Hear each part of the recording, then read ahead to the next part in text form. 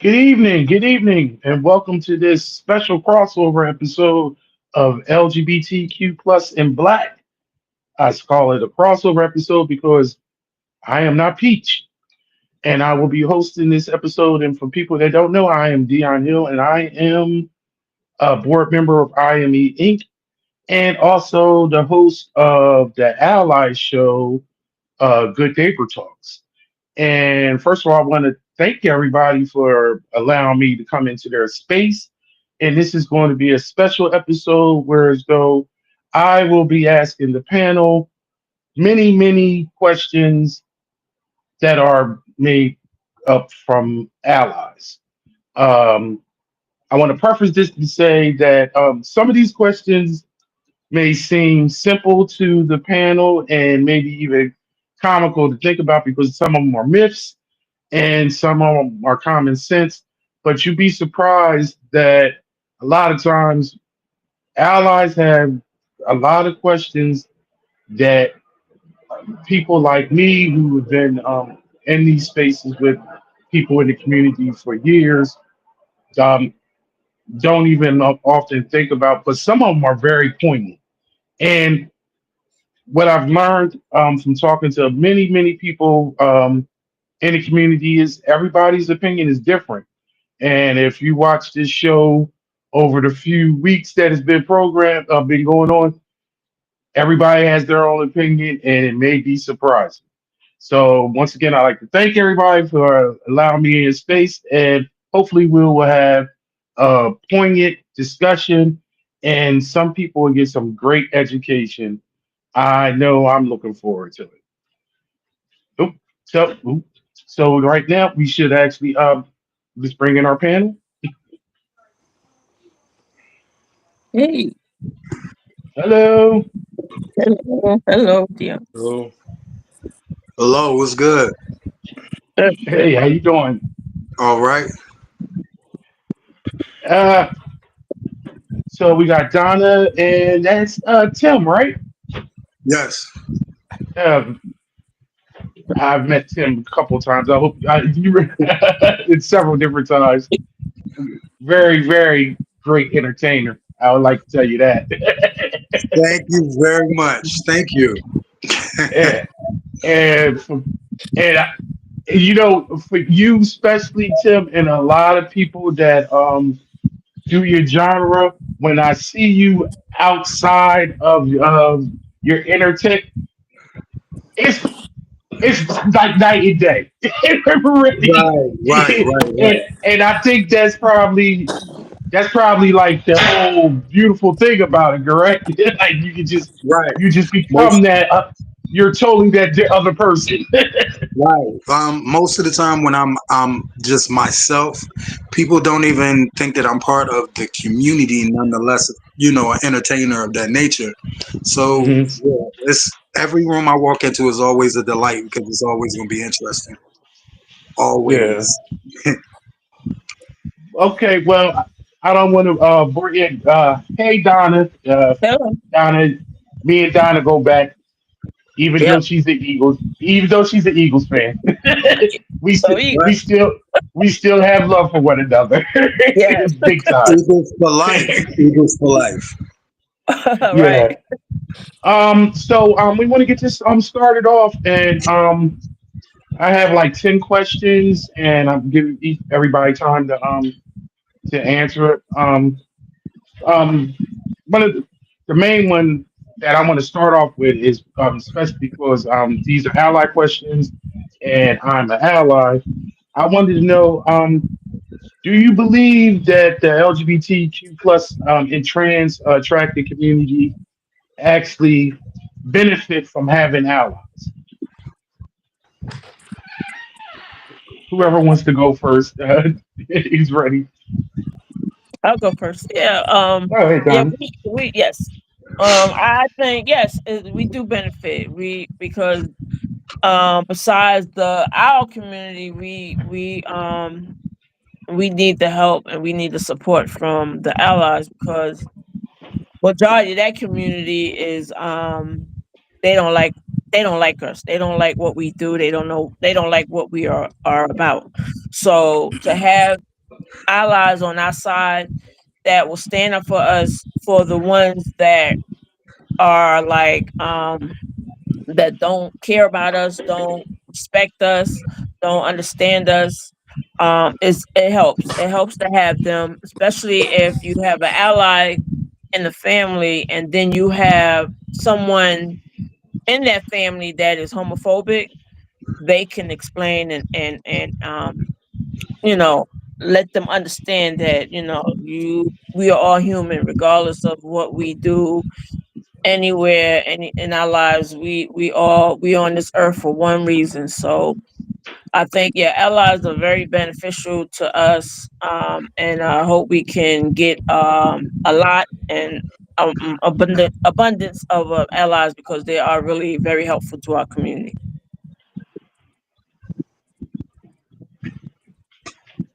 Yeah. Oh, thank you. Well, Tim? I think it's very beneficial because there's a lot of ignorance out there, but a lot of people, especially in the Black community, are raised a certain type of way, and that type of way is that this is the ultimate sin. This is an abomination. So it's always important to have those allies that can break things down to them from a neutral place, from a neutral standing. You know, um, the ignorance that we're raised with in our community is very similar to racism in the white community. You know, they're raised with that. That's bred into them, so they don't know anything else. So they don't know that how their beliefs and how they were raised is ignorance. You know, so yes, I think it's very, very important to have allies. It's very you know, you use terms right there, Tim, that I just had a discussion when you say so we talked about actually being on the backbone of like religion in the black community as a group. Um, may I ask, was you brought up in was you brought up in the church? Or were you religious? Yes, very. Okay. And 'Cause- okay. with my situation, my family didn't force me to go. I went on my own. Hmm. I found my own home church when I was 11, and I started going to church on my own. But prior to that, I always attended church with my grandmother. Hmm. Because I only brought that up because you used the terms. I just had a conversation a couple weeks ago um, with my sister's hairdresser, a woman, and she was 56 years old, and she was Mhm. very religious, and she has a daughter that is gay, and she Okay. used those terms of abomination and that she was going that her daughter was going to hell, and she just Mhm. laid on the forefront of their religion, and she was talking about scripture with like Lazarus 20 or something to that extent. But I found it interesting that, and I think we as black people, you use like the same mantra that I use as being an ally. You know, people often ask allies, why do you care? It has nothing to do To with do with you. you. But I always look at it as though I always compare it to being gay people as being gay people in the struggle of the LGBTQ plus community now is I always have empathy because I compare it to the struggle of black people in the '60s and and prior. Yeah. I think it's very identical to whereas though it was allowed the racism and that the prejudice was allowed because they people of color like we were just allowed to be stepping stone. And I often relate to people and allies when I talk about or possible allies that hey, gay people are this decades, this centuries black people from the '60s. So imagine actually being gay and black. You got You Well, know, I Right. don't have I to always say, imagine if you're black, you're gay, and you're a woman, you got three strikes against you as soon as you wake up in the morning. Right. And so, me, especially, me being the only male member of the board, and having my sisters on the board that are part of the community. I know in some spaces I have to protect them. But I think that was an interesting that was very interesting answers for the first question. The follow up on that, um, is there anything specific that you would think that allies should actually do in any type of spaces to support the community? wait. What can we do? Did everybody on the panel answer the first question? Uh, I only see. Oh, is it a third? Oh, Stan is there. I didn't see Stan's. Okay, I Oh, didn't hey. see. Just Stan Stan Mason. answer. No, Stan he there. I know he didn't answer. Is he there? I'm Okay, sorry. I'm here. Oh, okay. I didn't see you. I'm sorry, Stan. Oh, it's okay. Good evening. Go ahead, Stan. Oh, yeah. I think allies are important, and for a couple of reasons. Um, One for support, and then the second of reasons that allies can open up some doors as well. Um, and then it goes back into what you talk about, like in the '60s, between like black and white, things like that. But yeah, it's always important to have allies, and definitely we can definitely benefit from allies because, like I said, they can actually help with certain understandings of people, and they can definitely open up some doors for the community. yeah. Absolutely. All right. Yes. Okay. I'm sorry about that, Stan. Yeah. Thank you. Appreciate that. That follow up question though. I want to know what do you think is some things that allies could actually do to support the LGBT plus and trans attracted community um, when they are out and about in different spaces. Uh, Uh, I think they. Oh, go ahead, Tim. On me. Yeah, Um, go. Go ahead, go ahead, Tim.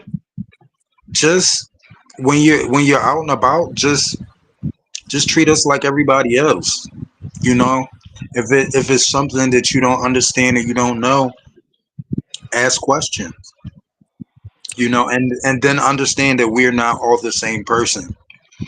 You know, straights have a tendency to relate everything to their cousin or the local gays in their community, and everybody is not those people.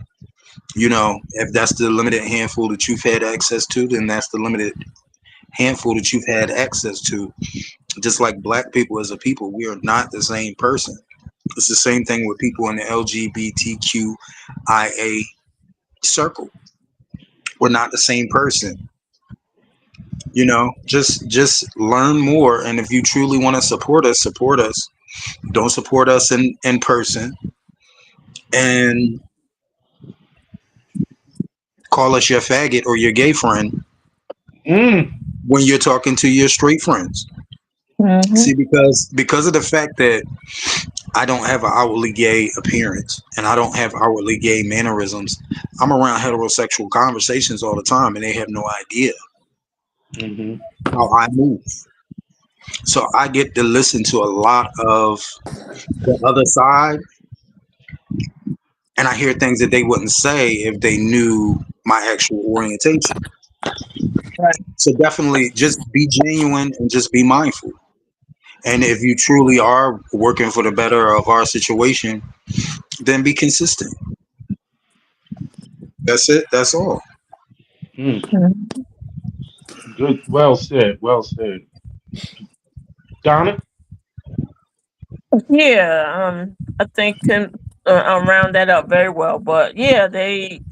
I think they should also, speak up for us, advocate for us. hmm Um, if they see somebody that is talking bad or correct them. Let them know that that's wrong. Shouldn't be talking about somebody like that, that especially you don't know.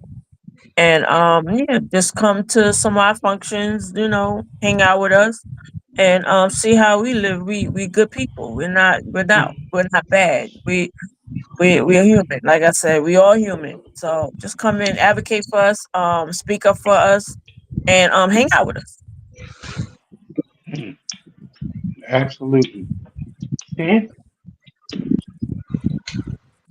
Oh, Michael, no. I mean, I don't think there's anything that they. I mean, as allies, they are allies because, well, for choice. Um, I think, so if they're allies because it's a choice they make. I don't think that there's anything that I would say they would have to do or I expect allies to do, except support. But I wouldn't put like this is what they should do and this is what they supposed to do. They are allies by choice, and just by them being allies, period. Uh, to me, it says a lot. I wouldn't. It's like even in the days of the black and white, in the '60s, you had white allies that supported. It wasn't that there was anything you expected them to do. You just appreciated the support, and then just let them take it from there. I would not hold them responsible to say, as an ally, I expect you to do this and I expect you to do that. It's just the fact that you are an ally, and just the fact that you're showing that speaks volumes. Yeah. Oh, I want to add a little bit to that because again, when I'm everybody has hit on something that as an ally that I have had to come face to face with. But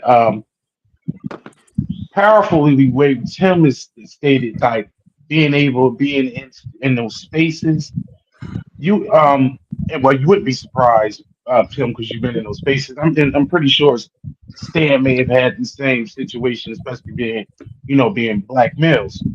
Um, People just automatically assume that you are, I would say, anti-gay. I'm saying this for me, like just how I'm a big guy. I like sports and all those normal whatever heterogeneous things. But when they do say something out of the way about the community or even racial about another race, this, that, another, and I actually check them, Hmm. they get so like antsy and like what? Wait, what? like, and I'm Right. like, yo, I don't get down like that. Like, I don't, yo, that's inappropriate. I'm like, yo, I'm not for that. I don't get down like that. And then when you ask them, like when they say something, I'll be like, do you know? Do you know any gay people? Do you? Mm-mm. Have you had conversations? I mean, friends, relatives, and not. Okay. And it also to back up what Donna said about actually just coming out to a meeting with you. Yo, that's how I got here. I always talk about like I went to an event, catered the event, and then it was a whole LGBT plus event, and I just came with from the realization that like, oh, these are just people. They just cool, Right. and then like a few people might have a little, might dance a little bit, be more flamboyant, or they but everybody, it wasn't like the stereotype of what people actually portray. So I'm Right. I'm I'm glad that was like meant like you guys actually just come out and said that. Like But I've been in that situation many a times, Tim. You just be surprised that in the 2020s, like to hear how certain people talk, Right. and they really truly believe it and think it's still funny. We have somebody else is joining us. Oh, excuse me, I gotta take my glasses off. Oh, is that Kalani? Kalani? Yes, Kalani. Hello, how you doing? I'm good. How are you? I'm doing well. How was that seafood salad? Listen, that's all I can say. That's I all I can say. It's appreciate good. that. We actually went through couple of questions, but I mean, I would love to. I'm pretty sure everybody would love to hear your opinion. We only went through two questions, so I'm going to relay them to you and see how what you had to say about them. Okay. The first one was, what do you believe that the LGBT plus community and trans and they benefit from having allies? Um, Oh, definitely. Definitely. I think we all benefit from being connected to somebody because mhm, sometimes people can go into rooms that you can't and they can advocate and they can, defend for you. So yeah, mhm. I definitely think we can benefit from allies, strong, positive allies. Absolutely. And the follow up to that was, what should like me and other allies actually do to how can we show our support for the community? What anything specific? I think specifically it starts with understanding that we're all people. I think if we understand that, it won't be a divide on who we'd advocate for and who we defend. If people are people, then we're just going to defend people. So I think it comes down to knowing that we're all pretty much the same. Just because we Mhm. live a different way than you live doesn't mean we're too much different. We're still people. Right. Yeah. Thank you with that. Okay. You're welcome. Okay. Now we're gonna go into the questions that that could be a little bit controversial. Spicy. But I done seen episodes of the show, so y'all know how to deal with Yeah. controversy just fine. You're in the right place. You're in the right place. Yeah, absolutely. Keep it going to Um, sex. well, do you believe that sexual orientation is innate? I mean, it's something that you are, you born that way, or is it a matter of personal choice? Who would like to take that one first? I mean, to follow up on that is just because I've I'm pretty sure we all have heard, and I've had conversations with people that think like people. I never like the term lifestyle as me, Me. and I mean, everybody's allowed to use whatever you want, but I always just think like people are born. Personally, I believe people are born who they are. They may not have been fully formed when they was, but they still it's in them. It's not whereas though they. I don't think anybody will wake up one day and say, you know what, I would love to be a part of a community that's being persecuted. I'm going to do that. So, but I mean, everybody's up to pick. Go ahead, Tim. Go ahead. You first. You want to go ahead, jump in. Okay. So you want a controversy? So here Yes. we go. A lot of people say that they were born this way. I do not. I was molested as a very young child, and I believe if those thoughts hadn't been forced on me at that age, that I shouldn't even have been exposed or considering sex. I don't think that I would be this way. And I say that because of my experiences and relationships within the LGBT community. I just don't think like most people, and I've had problems connecting because of the fact that I'm not hypersexual and I don't follow groups and I don't follow cliques, and that has been a large part. That's been a large part of my gay experience, not fitting in because I just wasn't interested in any of the stuff that all the other gays around me were interested in. So I don't think everybody is born this way. I think there Mhm. are natural interferences that can happen to you in your life that cause these preferences. That's my answer. Interesting. I Let the appreciate games that. begin. Let the games begin. Hmm. That's interesting, and I've heard that. I've had conversations in the past with people that were in your same situation that something happened to them as a child, and actually they went the opposite way.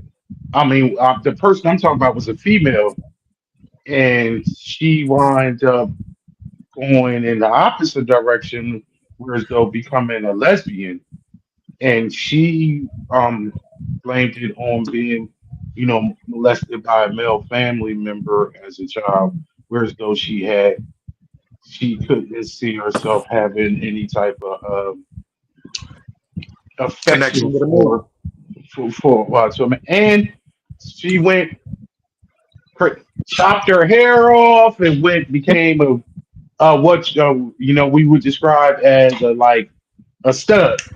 Whereas though she Hmm. was as a she was very dresses and long hair and feminine and things like that. But I mean, Wow. so it could go a different way. But what is the rest of the panel? What's their opinion? Um, Come Blunt. on, come on, come on, come on. You came up. You need time? You need to go to somebody else, or what's up? Go to Okay, somebody. me. All Donnie, right, you I'm ready? gonna go. I'm gonna go. All right. I'm gonna go. Me, I was born this way. I was not molested.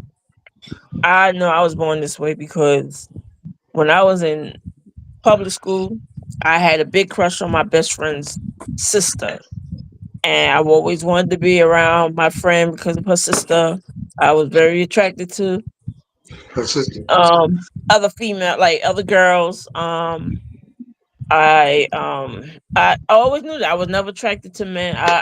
Or boys. I always wanted to beat up on them. I wanted to yeah, I was a big tomboy. Yeah, well, and back in the days, Donna, that meant you liked them when you beat up on them. oh really? Wow. No, I'm just saying that used to be the dumb thing that Yeah, used to say I back know, in the right? day. Yeah, No, I used to not like them, and but yeah. I did experience having sexual intercourse with a man because I wanted a child. That was hard, but I pulled through, and I'm happy I had my daughter. But other than that, yes, I was born this way. I'm going to die this way. I've been this way since. Well, I really came out to my mom when I was 24, but I always knew when I was young I was going to be this way, and I'm not going that way. I'm going to be this way to the day I die. So I was born this way. I was And born this way to be this way. okay, we love you the way that you are, Donna. That's for Thank you. sure. Absolutely. I, Absolutely. that's for What sure. said the thing? Yes. Yeah. Stan, what do you have to say? um, I have to say that I it's all a personal experience. Like I was never molested, and I understand what and that's one thing. I'm open, man. I mean, I don't ever sit back and say, I can't speak on everybody's experience.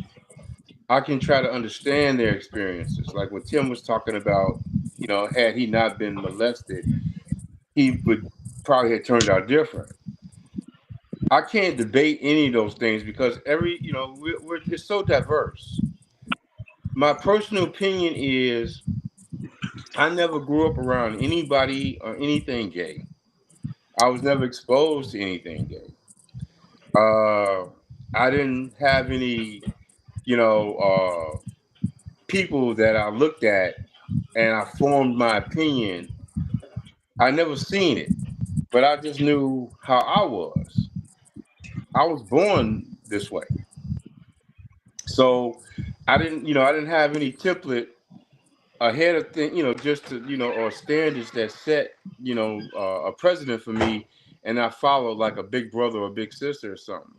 So it was just I was just this way, and I knew at an early age what I liked, you know.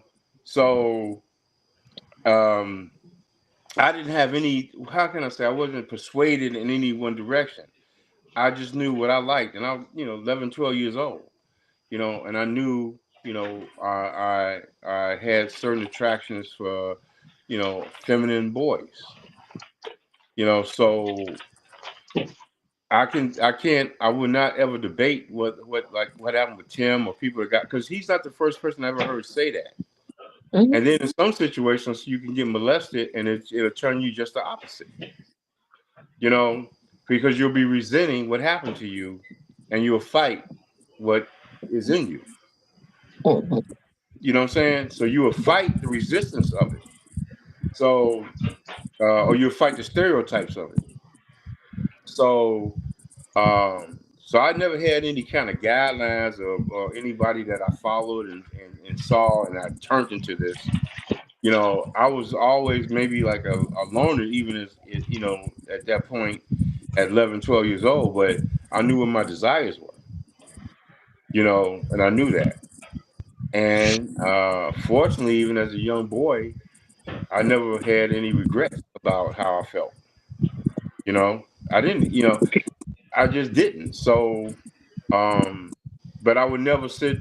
So the bottom line is, it could go either way. Sometimes, like Yeah. when Tim said, you can just turn that way, and then in my case, I was born this way. Same. So can I follow? So Tim, so I understand what you're saying. And it was something horrible that that imprinted. I would use the term that imprinted on you. Hmm. Mhm. So are you saying? So you say not saying that you was born this way, but it's something that it was repercussion. It was something that happened. So, but would that be still like you saying this is a personal choice of yours, or is just No, because of no. I'm saying that the okay, interference. I'm saying that the interference at that age put things and thoughts and things in my mind that okay, weren't supposed to be there at that age. yeah, I'm saying okay, that had I not been forced into that situation, that maybe if I were just able to grow my normal path, that I may have not went this way. That's all I'm saying. But see, okay, that's like the difference between me and you, Tim. See, like I understand what you're saying, that forced you. But at the same time, I didn't have anything like that happen to me. But But in I'm my not, I'm direction is what it, respectfully, respectfully, I'm not talking about anybody else but me. I'm right, not exactly. That's comparing what I'm my saying. situation Right. to yours or anybody else's. This is what happened to me. And I'm it's not saying diverse. you're wrong. I'm not saying you're wrong because you feel that you were born that way.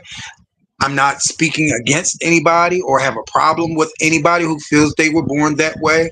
I'm just speaking on what happened to me. And that's exactly what I'm saying is that we all got a different story of how we are. I Right. can't debate what happened to you that made how your life is. I understand it. I can't sit back and say, oh, that didn't happen. Oh, that can't make you this. That can't make you that. That's what happened to you. And I understand that. I understand. That's why I say it's so diverse because there's no way you can just sit back and say, okay, you were born this way. It's all different things that make us who we are. Just Yeah, because because what happened to him in his journey, it didn't affect my, my journey was different. So I can't say Exactly. Tim was wrong and all. I understand what he's saying totally, and he's yeah, not the because first person I heard ever say that. I've heard lots of people say I was molested as a child and this led me to this. I totally understand that. yeah, then you got straight women that been with men, married to men, Mm-hmm. that come over to the other side Right. now, and they want to date us because we do it better. And they're tired of being abused by men. That too. They're tired of being abused by men. I have several That lesbian too. friends in the city that because of the fact that what was done to them, they could never imagine themselves ever willingly laying down with a man. And they Hmm. didn't feel that way before they were raped. Yeah. So in that case, so we call that a choice. Am I right? That's Basically, why I want to yes. jump in. Jump Okay. in. Go ahead. Yeah, you jump on in. Woo. Come on in the room. Ah, All right, woo. get that hair together. I'm ready now. So I think two things can be right at the same time. I think that there are some people who believe that they're born this way, and I think there's some people who think that certain things have happened that led them down a path. But I want to go back to what y'all just said. Our life is full of decisions and choices. Hmm. That it is. So even if I'm molested, even if I'm raped, which I've been both, Wow. after the rape, after the molestation, what I decide to do in my own strength and in my own power is a choice. Hmm. That's true. Although that choice could be influenced, it is not manipulated. It's a choice. Rape is manipulation. Not if I decide to do what I want after the rape. Right. Okay. You understand what I'm saying? Because I know people that have been molested. I know men that have been molested by their uncle, by their dad, by a family friend, Mhm. but it didn't push them to be with a man. Right. It actually turned them off from doing something like that. So I just Right. think it boils down to choice. What you decide to do with your body is your choice. Okay. Hmm. So I think two things can be right at the same time. Some people are born with those ideas, with those thoughts, with those desires, and I think some desires are made. Hmm. I agree. Because when I first, just for an example, when I was coming up, I hated the news. Hmm. I hated watching it. Now you see me watching it. I'm tuned in on every chance I can get because life has, shown me that I need to be more, active and knowing what's going on in my community. So things like that can change over time. I just think that it deals with choice. And you got a choice in the matter. And you don't have to be with a man, you don't have to be with a woman, you don't have to be. Nobody's saying you have to be. But if you choose and you decide, that's what you do. Yep. It could be influenced, but it's not manipulated. That's just all I'm saying. Hmm, very interesting.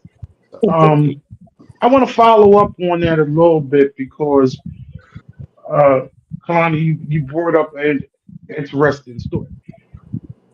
For y'all, for you guys who don't know, I have these conversations, and I've had these conversations with people over the years, just because I just find it very just refreshing when you can just understand something.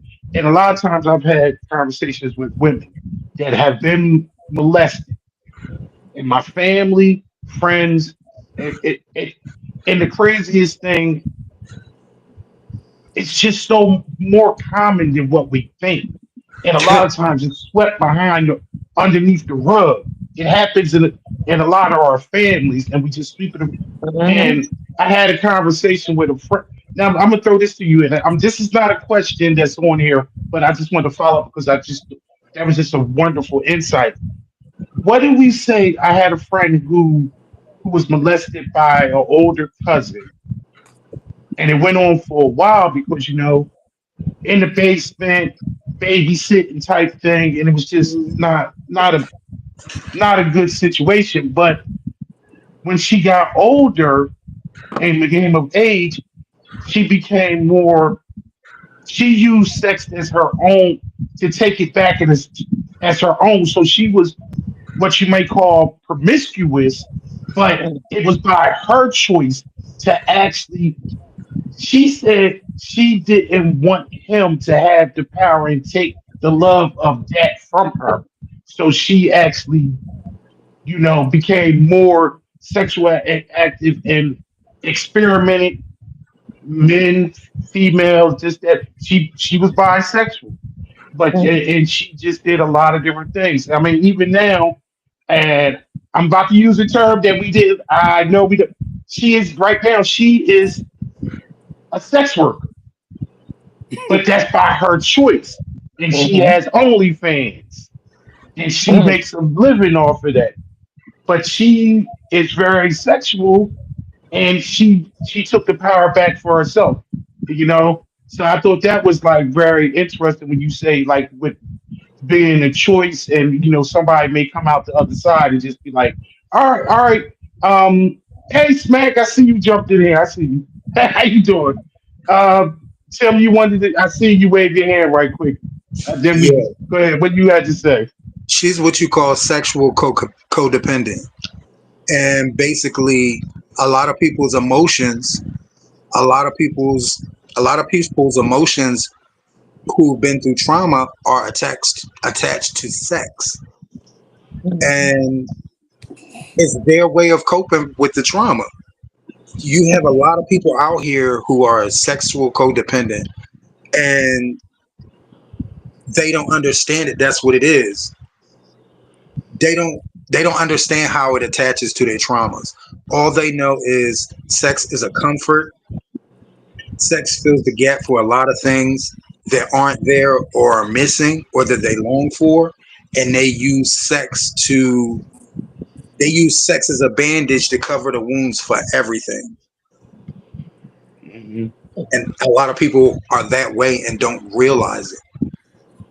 I was that way. That's why I Okay, know I'm speaking from experience. But go ahead, because I Smack appreciate it. still. Smack, go ahead. I see you. Go ahead, Yeah. Smack. What was the question? I can only assume what it could have been, but what was Oh the no, you know question what? We so I can make sure? actually, if the original question, we went off on a tangent because of just the conversation. But the original question was, um, do you believe being LGBT plus and trans attracted is actually innate? Is something if you were born that way, or was it a personal choice? So then we just went off on a I, lot of different talking about some of the stuff. yeah, I can only speak for myself being a lesbian. My opinion is, for me, I don't think that it's like that for everybody. But for me, I feel like I was born this way. I've always felt this way. A lot of the people who are around me, um, in my close circle, we've had this discussion before, and a lot of them as well feel as they were born this way. I don't think it had nothing to do with my parents parenting. I don't think it has anything to do with trauma that happened later in my life. I always knew I liked girls when I was very young, before I even started school. Everything I did was tomboyish. I didn't Same, like that, huh? same. Oh, okay. So I don't think, I feel like I was born this way. Now, the part that Tim was talking about, I just want to get on there that, now, I don't think everyone, I mean, there may be a few people who are like that, but I don't think that's everyone's case, because I know people who have come out later in life and they didn't have any type of sexual trauma. And like I said, these are people in my close circle that didn't have any type of sexual trauma. They just have their hormones in their body. They like to have sex, and that's what it is. Some of them aren't even in relationships, but they have not become like, any sex, that word that I don't like to say, or on OnlyFans, they just have a, great black book that they could call people every day of the week, I guess, so they could get their, the nuts off or their thing off. So not everybody has to turn to that. And I don't think it comes from trauma. And that's just my opinion. Everyone isn't like that. Oh, okay. I mean, Or it makes them, because my brother, and this is a great one to say, my brother, when he was listening to something, he texted me. He said, "Yo, anybody ever touch you when you was a little kid, and that's why you're a lesbian?" I'm like, "Boy, what you talking about?" And How would so it Howard, and I've had the conversation with Kenzel. We talk. These are my brothers, Mm-hmm. And I was like, "Nah, ain't nobody ever touched me. What are you talking about?" "Oh, I just saw this. Dr. Umar said." I was like, "Well, you need to stop following Dr. Umar, number one." Right. And my younger brother was listening to somebody else, and I was like, "I don't know them people, but stop listening to conspiracy theory." And I appreciate y'all for coming to ask me, because that is not true. And if you like for me to put you around my group of friends that I've been rocking with for many years, I can, and they can tell you the way they are. Is it because somebody touched them? They go, "Oh no, my husband, no, that's good. I just want to be sure, you know what I mean? In case I need to go back and handle something."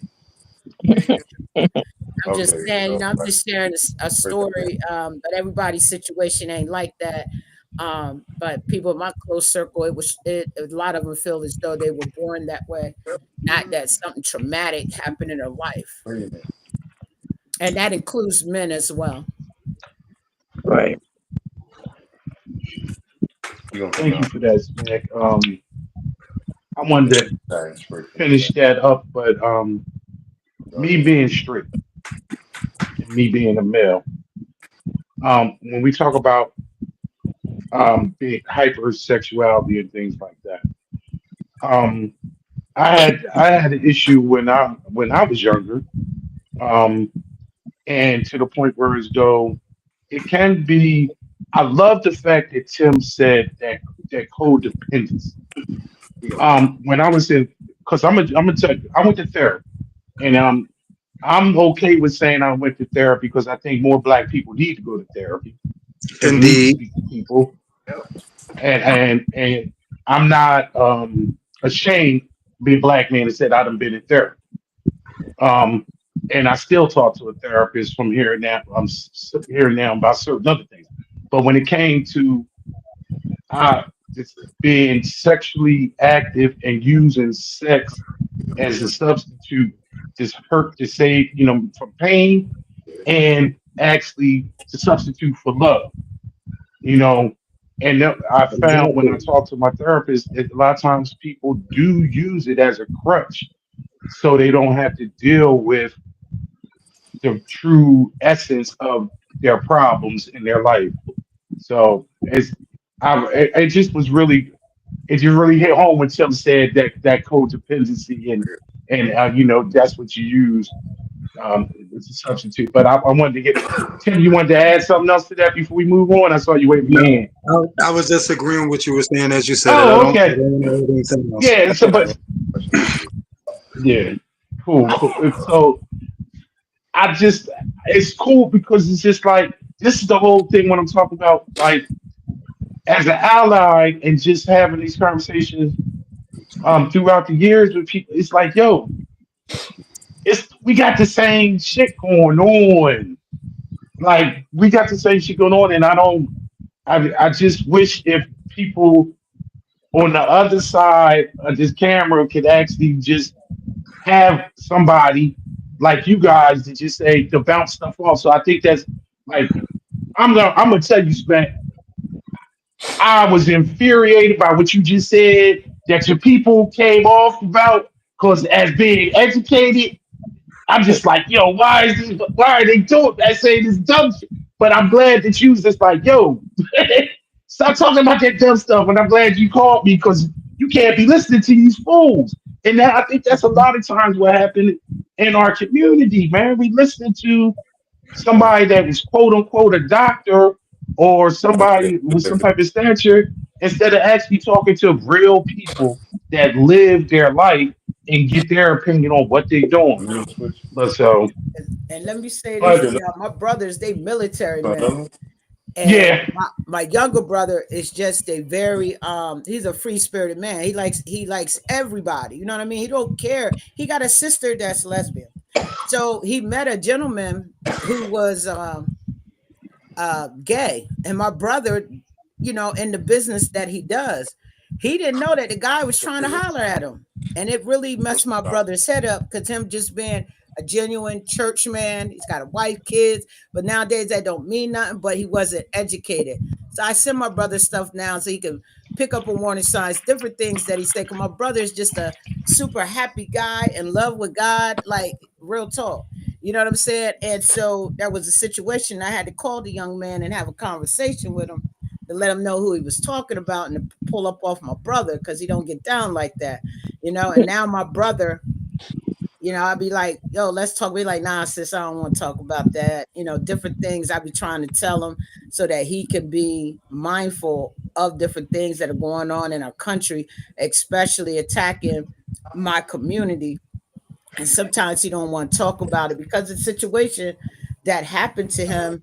And because this gay young man didn't get his way, my brother just like kind of ghosted him and just like, look, and sent him a message.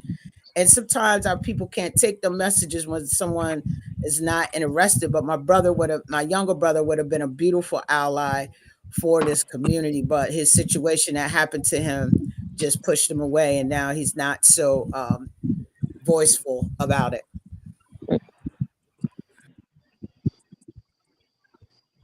that's an interesting story because I find when I talk to a lot of black men and when they have conversations, they are very homophobic, and I have a couple theories of why. But one of the things that I kind of would dispel is just exactly what you said.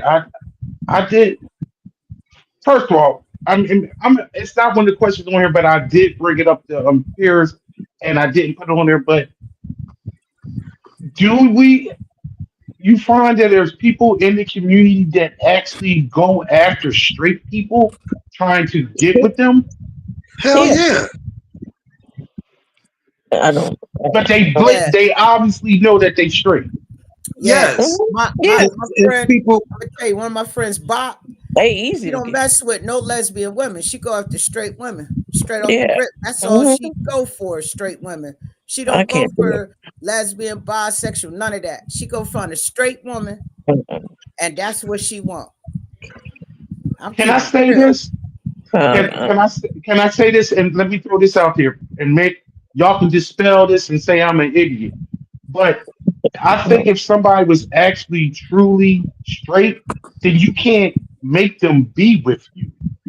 They actually have to have some type of curiosity or some type of thoughts about being in that situation and being. I'm I'm assuming because as a straight heterosexual Curiosity. cisgender man, I don't want to be with a man whatsoever. I mean, I don't have that thought. So a gay male could not come to me and actually and trap me, and it makes me think that I'll be willingly that. But that's me. So I always assume, and I'm a big WNBA guy. I love WNBA, but and one of the and if y'all know anything, like a lot of the players, it's WNBA is about 70% gay, but a Yes. lot of the players actually date one another, this, that, and other. And and they are in New York, and it was like this one woman, she started dating one of her teammates, and she said she was dating a straight woman. And I'm saying to Mhm. myself, no, she just never dated a woman before you, but she actually had to have some type of being, Yeah. attraction or paying.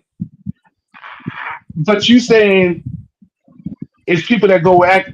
I don't think the person is actually straight if they go down that road.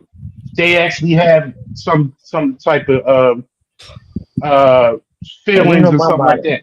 And I'm saying that as whereas though I've had threesomes with two women, Mm-hmm. and a lot of times the women say they get down, Oh but yeah. they don't clarify themselves as being a Bisexual. lesbian, but you kissing on somebody, y'all doing You all this and they bisexual? things. It's just you got to have that thought.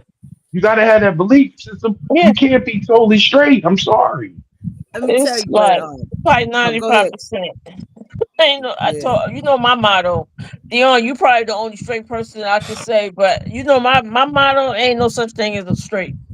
Everybody, everybody, everybody. Okay, all right, but even, no. You If you know, want to hey, go, if you now, want to go, but if you want to go by a chemical makeup and Mhm. how it, I have female tendencies. I mean, and things like that.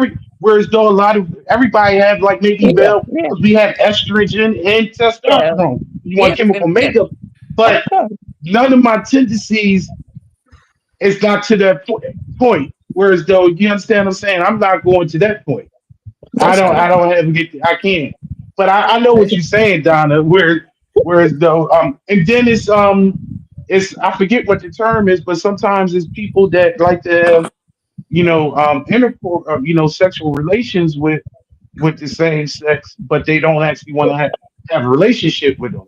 Yeah, it's You something know. new. It's that something we call new. that It's trade. What is something it, new. Peirrce? What is it, That's They called call Peirce? them trade. trade. They call them trade. Heteroflexible. Hetero Heteroflexible. flexible. Or Yeah. in our community terms, Dion, we call that trade. It's That's trade. what we call it. That's trade. But I do want to say, like, with my friend that goes after straight women, a lot of you have to see what she looks like, and she does not consider herself trans. She considers herself a woman, but she looks just like a man, a Jamaican man, A to big be Mhm. Jamaican honest. man. Come on. So she's A very big straight muscular up Jamaican man. and Well, she's very straight up when she meets what she wants. She gets to know Uh-huh. that person. They get to know her. It's not like they jumping right in bed because it's about a relationship. That's the other stereotype. Everybody think that lesbian women, we want to meet somebody and jump right in bed. Hold That's up with always that, the because yeah, I hold up. but You you all lesbians. yeah. yeah, You Not all all yeah. lesbians are lesbians. like that, but she'll get to that's another stereotype about us that I hear all the time. We all about the sex and all this and that. The She actually get to know these people, invite them into her world to make sure this is something they want to do. You know what I mean? but you So can't it's you not But can't like, build a to lesbian see, cannot build a life with look, a straight woman. I'm sorry, because a straight woman is always honey, gonna she's think doing about going very back to well. you. She is doing very well with her straight Yeah, but I'm life. sure. Yeah, okay, I mean, okay, if she ain't okay. straight now, but that's what she went after. She's now a lesbian because she's in a relationship. But I Oh, was just oh, trying to she's a say, like, lesbian now. nobody has to have that thought because that woman got kids. She was with a man, all of that. Now, what her thoughts were, I don't know. But she never considered herself her label. Who are we to label somebody what they are? Hmm. You feel what I'm saying? But and they're usually middle-aged older women. They're not young Right, girls. that's what I said. Yep. That's what I Okay. said earlier. And, Yep. and so that's what it is. But yeah, she keeps it straight up with him. She's probably been turned down, you know what I mean, by a lot until she found the right one. Sometimes you got to do that. Yeah. But she doesn't it's want it's anyone who has been in a lesbian relationship. That's who she is. She goes Okay. after straight there's women. there's a such thing in there's a such thing in the gay community that we call gaydar. Hmm. Hmm. Um, and it's basically just the belief that gay people can sense other gay people. And I agree with you. No one who is truly heterosexual, you can't turn them out. They Mm-mm. have to, even if they've never touched the same sex, there has to be some type of inkling there has to be something in them that has always been Attraction. curious. Mm-hmm. Because most of the heterosexual women that I know think just the smell of pussy is disgusting. You know, and there's no way to convert somebody who thinks that way. You know what I'm saying? I think there has to be some type of inkling. I mean, because I have friends that pride themselves in turning people out, and I I don't agree with it. I mean, they're my friends, so I obviously don't condemn them or judge them for it, but it's just not my way. You know what I'm saying? I have plenty of people around me that do things that I don't do, but I don't judge them because of the fact that their likes, their wants, their dislikes are different than mine. Mm-hmm. So I don't think you can. I don't think if someone is truly heterosexual, I don't think you can get them to budge. I don't. Did anybody want to add to that before we move on to the next question? I don't know, Stan, you have anything to add? No. Okay, cool. Kalani? I got a question. Yeah. Is this the question section? Oh, this is my. Oh, this not the question section. I'll wait. I'll wait. I'll wait. This ain't the question. We ain't never going to get through I'm this gonna write my thing. question I'm down. sorry. Write it down, lady. Um, So we can move on. Stack, you was about to steal my thunder because you were stealing my next question. As you was, I mean, how do you respond to the stereotype that the LGBTQ plus and trans attracted community individuals are incapable of maintaining a stable, committed relationship, and that they are very hyper sexual as a community? This is something that, as y'all would say, straight think that, like, Right. that. So, anybody want to tackle that first? Mm-hmm. Well, we know men are sexual creatures anyway. They think with, most of them think with, so I don't I know. I don't could see disagree with you. That's why I most of my friends are women, because a but lot of men are idiots. Go ahead and they think what they yeah, did. Go ahead. yeah. I just think that yeah, I mean, like me, when I'm with my partner, sex is not the only thing I think about. That's a bonus, but that's not like, oh, I need to be in a relationship because I can have plenty of sex. That's not how I think, and I don't think a lot of lesbian women think that way too, neither. But I think that our relationships last when you have a connection with the communication. It's not always sex. Sex is not gonna keep nobody. Sex is not gonna it's part of a relationship.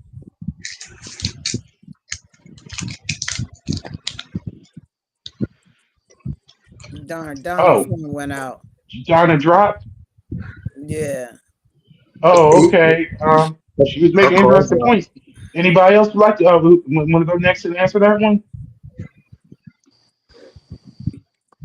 Monica, turn that light back on.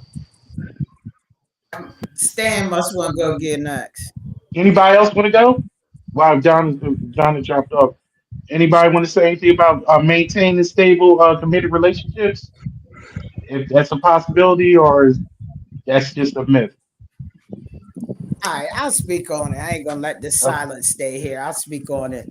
Committed relationships in any whether it's I hear someone's got us in double. I hear a background. I hear okay. For me, in any relationship, whether it's heterosexual or homosexual, it's about what you put into it to make it last. I'm being honest. It had nothing to do about sex. It's learning how to, in a heterosexual relationship, women got their issues why the relationships don't last or marriages. Men got the same thing. Same thing goes in a homosexual relationship. It happens. but it's about what you're willing to put into. I can honestly say I've been in my relationship for 8 years. Has it always been a hunky dory? No, but communication is key. And I say the same thing for heterosexuals. When it comes to the sex part, that is always a plus. But there's other things that I like about being in my relationship. It's not always about the sex. It's about what can I learn from my other half to make me a better person and vice versa. It's about those conversations like that. And when you finding out what their love language is too, that's another thing a lot of people don't do. I had to learn the love language of my other half so that we could get to 8 years, and hopefully we'll get to 9, 10, and so forth and so on. But it takes you, a person who's in a relationship, you got to be able to compromise. Can't have everything your way all the time, and know sometimes that you will get told no. Might be that no for that day, but maybe come back to it 3 or 4 days later. And that's the thing. In these relationships that don't last, everybody want it their way. They don't know how to communicate. Communication is key. I'm a Leo, and I'm telling you, sometimes I can be stubborn and I can be set in my ways, but I've learned how to come out of my ways because I'm too old to be going out here and look for somebody else. Person I'm with is who I asked for, and I'm gonna make it work, and it's been beautiful. Sorry, my phone overheated again. I don't know why my phone overheats. It's okay. Are you leaning it up against something? No, I'm sitting by my computer, but I'm not. I just have it on the desk, and it's burning up right now. So I don't know if it's gonna. It's frustrating, but I'm You here. might want to get to the phone, people. Yeah, I'm gonna have to take it to T-Mobile tomorrow. See why it's overheating like that. You Sorry. pay too much money for that, sis. I like your phone. Yeah, thank you. I'll sit here until my phone cut off again. Was you able to finish your point, Donna? I think you were in the middle of your point. Yeah, I lost my train of thought. Oh, it's Yeah, okay. It's okay. Who would like to, anybody else would like to, comment on the question? No? You have to throw them in the hot seat. They'll sit there and not answer. You got to put them in a seat. Just call their I name don't out. know that. I don't know the rules about that, but I mean, I think it's. I'll go. I'll I go. think. I think. Okay, so for somebody that's not mentioning, so I mean, you know what? I'll I go. okay, because straight people think that people in the community can't have a committed relationship. It's not. You It's not. definitely It's not can. capable. Okay, so come on now. You definitely can. I agree with Smack. You definitely can. It's about what you put into it. And I've said this over and over because we just always think romantic relationship. I think any relationship, whether it's family, business, it's all a relationship. So it's about what you put into it. So it'll work if you know how to work it and if you can compromise. I just think that it is a more of a challenge Ooh, to yeah. compromise over here. And I'll say that because when you have two of the same counterpart, one is going to try to, for some reason, be the alpha, and you got to be able to compromise. So I think it's sometimes a struggle, but it can work. It is very possible, but you're gonna Mhm. have to work. It's gonna take some work. That's my Is answer. anything worthwhile is worth some work, though, right? Right, don't Yeah, don't I, nothing come I easy. agree. Anything worth a while ain't gonna come easy. right. I, That's I true. agree. And if it Yeah. come easy, I don't want it. See, that's where we can agree. See, and see. And me and my girl, we both cancer, so and we both strong black women, so we be button heads like Oh, I rams. bet you that house is a mess. No, Then she it. home now. I'm home by myself, Mm-mm. but she home because yeah, we be going at it. We be, Well, when I met her, I did like her. So she a wonderful person, but she is just she's like mirror me. She right. mirrors me, and It's like what I tell you, boy. It's I just have to laugh. I'm curious what uh, Stan got to say. that's what I was about to ask. Stan, what we say about maintaining a stable, committed relationship? Is that possible in the community? Well, I think that we're putting we're trying to and put categories on these things. Um, it's like with any relationship, heterosexual, gay. Um, I mean, it's all the same. You know, we can't say, hey, gay people got relationships like this, and gay people are like this, because all gay people ain't one way. All straight people ain't one way. We're all human beings. So the issue I think people have is trying to categorize things. We want to try to put everything into a category. And so you got gay people that with relationships. I mean, it's all we all humans. So whether we put the titles on whether you're gay, you're straight, you're this, you're that, you're still a human being. And the relationships all just because you're gay, that doesn't change you being a human being.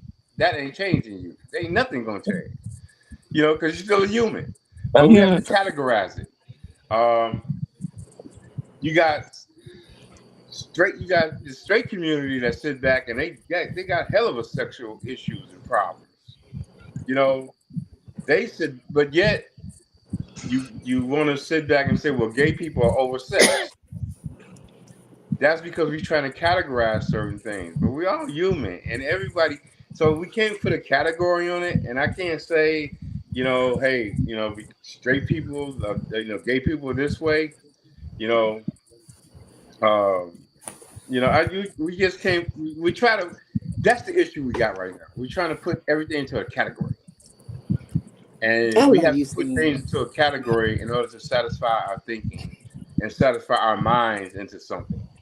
So we want to categorize it all, So Exactly. that's just how I look at it. I love you, And Stan. I don't judge people. I don't judge anybody. I don't sit back with people's experience, and I won't argue with people because your experience is different than my experience. I'm not going to sit back and say because the formula that I live my life, I respect everybody's experience, and I do. And that's why I can't sit back and take a category and say, oh, well, the trans attracted men are one way, and people sit back and use terms. They want to call me trade. They want to call me a chaser. They try to put all these categories into try to fit me into some shit, you know. Tell us, So for Stan. people to sit back and put me in a category, you know, if that's what you think I am, that's what I am. So be it. I So be know it. that's right. You ain't paying no bills. Stan, Shit. I love you because you just so roses and flowers. No categories, no nothing. We're just all No, Because but human I I'm think beings. human. Stan makes a good point because a lot of times, especially with I'm gonna be completely honest. Straight people like everything in a nice little box in a bow. They like So um do we. they for the most part, if you talk, especially people that are ignorant, and I love to use the term ignorant because for the word for what it means, they don't know. Everybody, everybody in the community is just gay. It's not. It's not these different categories. It's not the different letters. They don't want. They don't have the energy or the bandwidth to actually separate and actually be detailed and understand that. Can I And be it's honest? very trying having conversations with ignorant people. Right. In my way. But Stan is completely right. Whereas though I think his opinion is right. He's like everybody wants everything to be in a nice little bow, a nice little box, and just say you're gay. The same thing that they would, and I'll always bring it back to where it's though every black person is just black, and they have the same. They everybody thinks the same, and everybody. What I've learned tonight so far, and I already knew this, but I hope somebody that's watching that didn't know this. Everybody, people in the community is not a monolith. Just like black people are not a monolith. Everybody don't think the same. Everybody don't have the same upbringing. Everybody don't have the same belief system, and they everything hits them differently. But ultimately, it's just a respect thing for everybody's opinion, and where's the and everybody's upbringing, and then It's we get to learn. What do you want to say about that, Tim? You need to jump in yeah, because because yeah, it's your it's turn.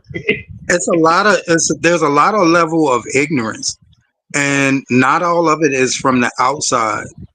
There are levels of ignorance within the community too. Like some Teach people on in it. the Speak community, on it. some people in the community can't see past their experiences, and anything that's different than their experiences or different than their reality, they attack it. They don't take a moment to absorb the fact that this is something outside of your comfort zone. This is something outside of your upbringing. This is something outside of your experiences. But anything that is people fear what they don't understand, and first reaction is always to attack it, Mhm. Let me and say that's a something. level. One time we was talking about, and I told you guys before. That's why I don't believe in and I never believe in self help books. I don't, and I'm not saying that they're not right or wrong, because if they help you find a self help book, is when somebody sits back and they tell you how I overcame something. That is their journey. That's their journey. So when you buy that book and you try to find use that same formula, it ain't gonna work for you, and it can, but it because there's things in their lives that you don't experience. And it might be one little tiny thing that, like in my life, I wouldn't change a thing.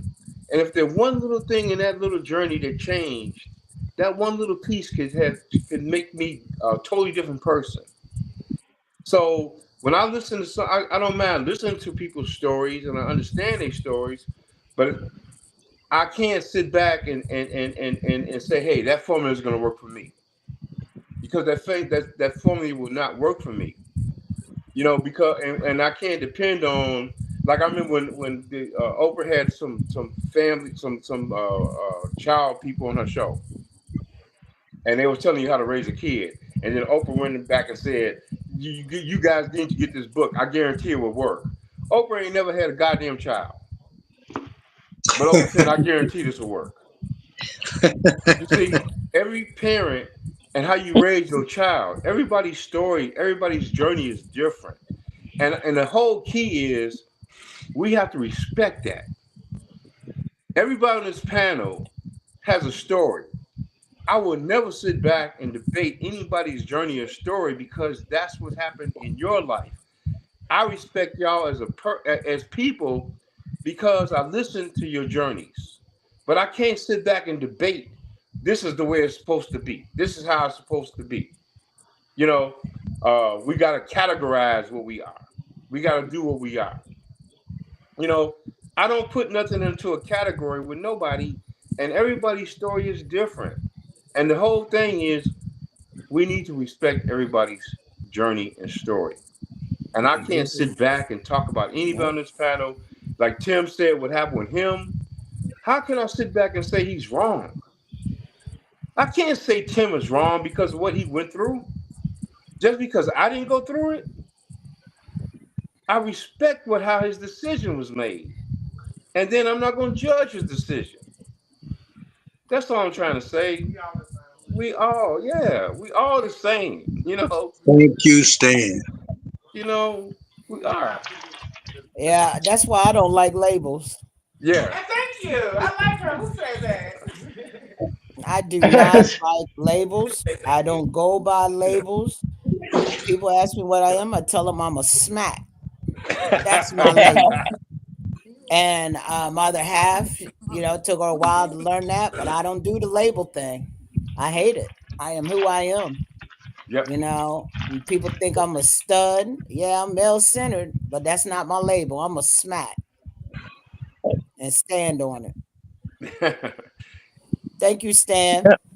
Yeah, Thank and you you. know what? They were trying to do a show. Y'all heard of Love and Hip Hop Atlanta?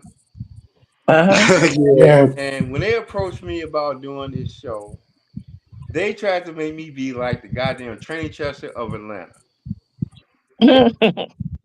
Seriously, that's why they want to do the show. And they What? had everybody trying to convince me. They had people from Gabrielle Union getting in touch with me because she was one of the producers of it. That I'll be so powerful when you do this.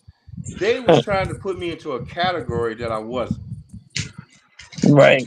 and I refused it because I'm not Good. going to be categorized, and you're not going to turn me into something I'm not. And I'm not going to. So I don't believe in categories.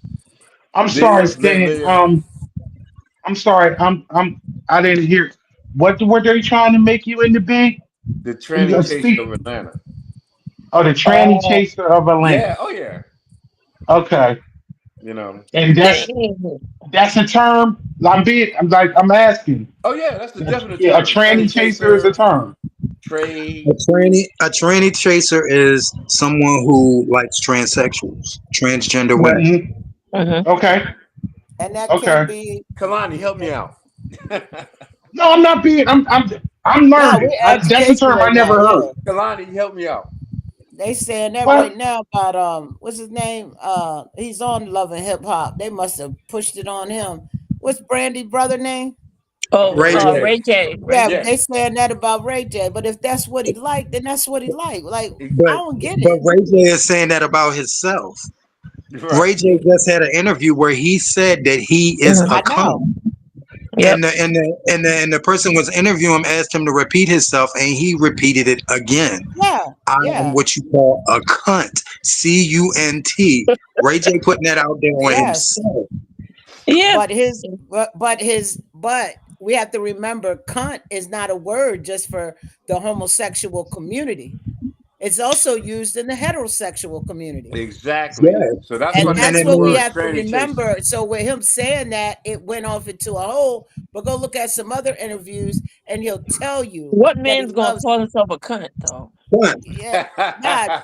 But men in the heterosexual world say that word to To the women women. they date, to the Yeah. people they date. That's So Yeah. derogatory. Where I come It's from, a that's yes, derogatory. derogatory. That's the Yeah. worst So thing. B why, One of the word. worst things so that why you can would he call a call woman. himself? Why would yes. he call himself a derogatory thing? Look at what he He been has through. no The respect for public is himself. already exactly. He's If I trying to make agreed to do it headlines. and took that Trying label to make tranny headlines chaser, right now. When famous people say stuff like that, they try to make headlines. They can drop music. They can come They out with a new. irrelevant. it's He's about very money. Yeah, It's irrelevant. like it's he's, like if I who accepted knows what he coming out if with? I accepted the term tranny chaser, I would accept something that I don't believe, but I accepted it because I can make money. I don't give a damn what people think about me. I could have gone with that and let them Right, you run with got that morals. stereotype, and it would Right, have been a because you got stereotype. morals. Because you stand for something, Stan, and you stand on it, and that's what I love. You know, Hmm. like trade and all this shit. They came to me hard, and I swear to God, they came to me so fucking hard to do it because they saw dollar signs. But my thing is, I got a fucking family. I got my own Right. reputation, and when the Exactly. show ends, ain't nobody there gonna be supporting me because I didn't put You might myself be a out there. target. Yep. And so, hell with all that, Mhm. But that's for real, and it goes back to what categorizing somebody. Tranny Mhm. chaser. What the hell is that? A derogatory comment. I don't think it's anything positive Yeah, in this.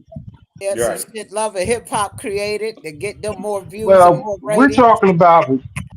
we're talking about reality television, whereas though I believe, in my opinion, I'm not a fan of reality television. It just looks like, for the most part, it uses the lowest common denominator to try And to guess make who the this audience trash is, though? television. The Um, audience is for the straight people. It's all about spinning the It's narrative. for the straight yeah, people to make us out to be the show. So we got straight That's people. it. That's who they targeting. So the straight people look at us as the clowns. We're the joke. We're the freaks, and that's what it Hmm. was. It's all to make us into the freaks for the straight people, so the straight people can sit back and laugh and say, "Oh my God," all that kind of shit. You know. Hence Miss Netta, hence Shamar. That's what his name? There you I mean, go. that's why. No, that's why they're so popular. It's not Yeah, popular because these people are doing things to change their life. and they got no They're talent. popular because they're actually a, they're a joke. Yep. That's Shamar, I how. don't feel That's how. he's a That's joke. how. He's living his That's truth. I how. love Shamar. Right. That's how I love him. heterosexuals see us. So those are the perfect people to put out there and to put on stage to tap dance in front of everybody. Shamar, Miss Netta, they always find somebody that's. And I don't feel this way about these people, but they always find somebody that can be a joke. Or they find a stereotype. They'll Right. never have somebody like me. You see what I'm Mhm. saying? There's no stereotypes here. When you look at me, Right. you don't see any of those stereotypes. You see a Right. strong black man. Right. They would never put me out there. They would never put, they would never put anybody that goes against the stereotype out there. It's always the ones that are the exact stereotype. Then that's and the why do only you time think they put that? us center stage. Because you're Why do not you gonna think that? sell nothing. Why do It's you like think that? if you see Tim right now. Because they got ratings, they got numbers behind them. And you got to think about it. Mhm. Shamar, when he, I can only speak on But I Shamar. I've been gotta. following him for years. Shamar got numbers. He built that fan base. Right. They Hmm. and when the famous people started resharing Shamar's stuff, he got more followers. His Mhm. followers are out to the point where I think this is his second or third Instagram, second or third TikTok, because Mhm. they were taking his stuff down because of the relationships. And he wasn't with no famous people. He's just with he shared his story with the man, a disabled. He slightly has a mental issue, and his speaking isn't that great, but it is getting better. I will say that. But he got people following him. So what is some of these bigger platforms are going to do, and these famous people they want to send a message to Shamar to say we following you. But when you got bigger names than your actual show you got, lifting you up, bringing you more followers, it makes Mhm. you more you're more valuable. So that's Mhm. why with Stan's situation, got his own business that's doing amazing, and he's doing makeup for some of these big shows, and they see him with famous people, and so Mhm. that's why they want to use Stan so they could get more new followers and get their numbers up. That's the only reason they do it. But I salute uh Shamar. They're living in their truth. Netta, you know what I mean? I thought Mhm. at first it took me a while to get on with Netta and Charles Yeah, me because too. I had to do my own homework, but they are officially married. Because I thought, what in the world's going on here? Because I seen him with some other woman, but it's not even Charles. It's somebody that looked like Charles. So before I start, and I have donated to Shamar. I like Shamar. He's got the little kids following him doing his dance.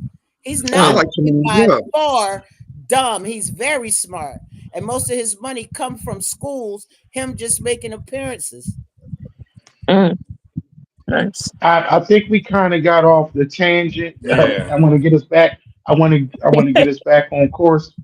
Um, and move on to one of my major questions. I only have a few more. Um, I wanted to know, do you have straight friends, and does your identity, your orientation ever cause any tension in your friendships?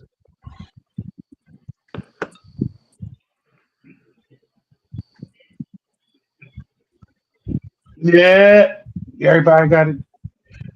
Everybody's silent on it.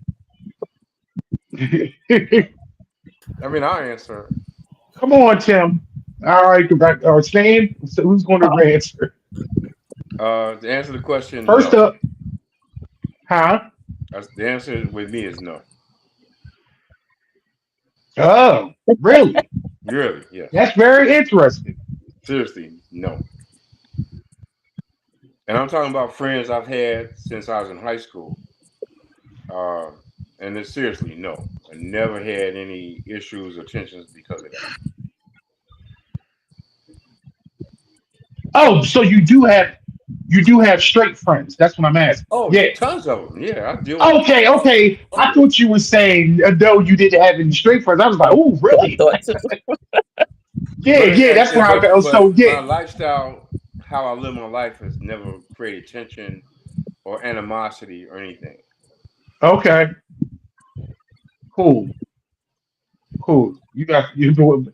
In that case, you got you some good people. Then that's for sure. Because it's just so many times that we hear stories. Well, I've heard stories and Oh yeah, dealt with situations that you come out or you are a certain way, and then people go the opposite direction, yeah, uh, and I understand that, and I know people. including family, blood. especially Yeah, if you're in a yeah. You know, Any, so I mean, anybody else straight friends, and if you do have any, has it caused any type of tension, or did you? Let me ask in a better way, because I'm gonna be honest, even for me as being an ally, and people, um, we have issues too. Um, it's certain people that I'm friends with that I don't discuss the work that I do because they wouldn't understand. When I'm not embarrassed about being an ally and working for this organization, but when I mention it to them and they some people just like oh, okay, cool. But I know that they'll you get a guide on who you can actually dig down deep and have conversations with, and actually are actually curious about learning about what the community is about. So personally, I have exited myself from dealing with certain people that may have negative thoughts about the community as being an ally and being a straight, because I don't want their negativity around me. So Right. I was wondering if it's in a sense where as though maybe throughout the years that you may have picked up some straight. I think we like or is it so you only commune with people that's in the community? It's almost like you got a white friend. What I mean? For black people, like, or with white people, you having a black friend, somebody that's outside of your regular circle.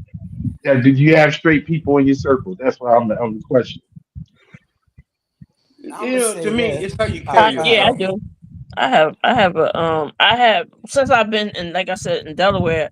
I've acquired a lot of white friends. Me and my girl were just at they invited us to the bar this past Saturday. They know about her, and we had a good time. But I don't have no really, besides them. All my other friends are really like in the is gay.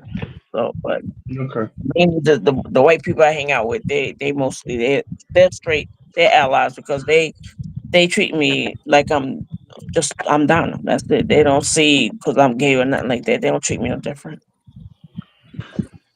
I just want to say, like, for me, I ain't got that many friends because I take the word friend very seriously.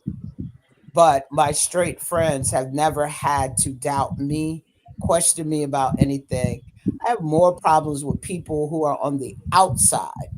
who are associates, I may say, or some of those people who you pour into that really don't pour back into you. Those are the ones who got the issue. But I got something that you need. You feel what I'm saying? But some of those, I'm not gonna say all, some of those people are the ones who have the issue because I don't know what it is. Like this week, they thought I got my commitment. People thought I got married. They thought I got married to a man, and I'm just like, what? What? So I have to change that. You know what I mean? And I was like, what? No, it was a commitment ceremony to my girl of 8 years. So there are people who are just not educated, but they're not my friends.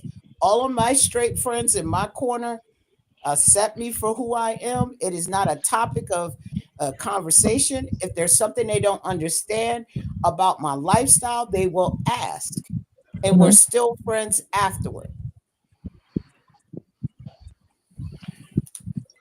Kalani was doing a lot of head nodding and shaking and everything. I need. Come on now. What you had to say? I think you were reacting when Smack was saying everybody. She has a small friend group because everybody's not her friend. She don't. It's more or less associates. So, but you was head nodding. So, what you had something to add to that? I agree with Smack. That's not add nothing. You just said I agree. Yeah, you did that. I agree. That's all it No, was.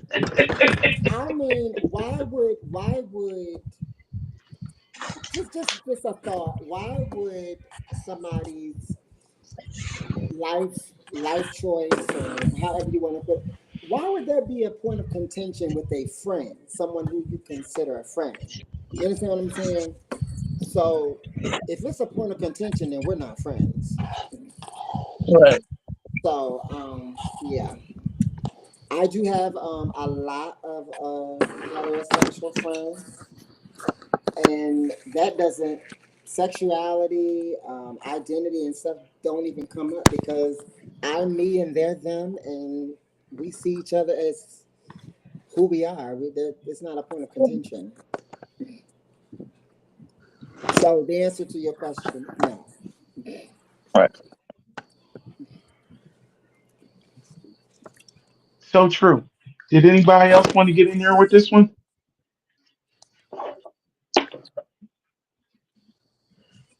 Yeah. Okay, that's cool. Cause the last few were kind of like real hard hitting ones. Um, for Did you one, ask the question do that I you wanted to find hear? yourself defending your existence to people? Do you actually find where as though in situations you have to have just conversations which Johnny was saying something. huh? No, I was asking. Did you already ask the question that I most wanted to answer? The first question on the list. Did y'all already answer that? Well, yeah. Yeah, Oh, okay. Well, yeah. yeah. All It's right. a okay. Cool. But you want? Does anyone find that the question is? Do you find yourself having to defend your right to exist on I, being I who you I are? didn't I didn't get a chance to No. answer the last one. Did you did Tim? I'm sorry. I thought you was all Tim. You always in everything. I thought you did it already. Go ahead, Tim. Nah, I want to really piggyback off of what Smack said. Um, I think Smack just really nailed it. Hmm. I think Smack knocked it out the ballpark. But go ahead with the next question.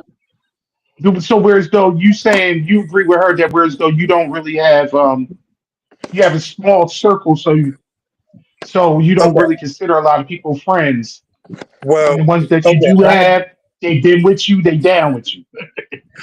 Yeah, I have a small circle, and Smack also said most of the problems that she's had is not from her direct circle; it's people attached to them.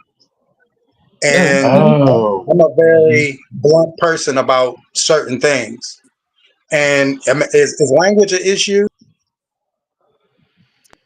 Has it ever been an issue? I don't know. I'm new to the show. Oh, what happened? We lost him. He'll be back. No, I see Tim. Yeah, what He's happened? frozen. I don't. I don't know. Okay. Okay. Okay. I was asking, is language going to be an issue? Just go ahead and be yourself, Tim. Go ahead. Tim, say what you need to Okay. say. I mean, honestly, my friends know how I am when I handle certain situations. Most of the time, I'm a gentleman, but there's times that I'm not. And when somebody's around me and they're being disrespectful, they being out of the way, going out of their way to say little gay shit, I will kindly stop them and ask them, have they ever sucked my dick? I'll kindly ask them, have you ever sucked my dick? No. So since you have not sucked my dick, spit my dick out and leave me alone before you get more than you can handle, because I'm not your little gay friend. I will beat your ass. And most of the time after that, either one or two things happens. Either I earn my respect or we figure out who's going to whoop each other's ass right then and there. Now, I don't tolerate disrespect from anybody, male, female. And at first, when I address you, I'm going to address you as a gentleman. And I'm going to give you a few chances to get it right. And then it's may the best man win. And my close friends know that I'm that guy. So I've seen it. I've seen it. you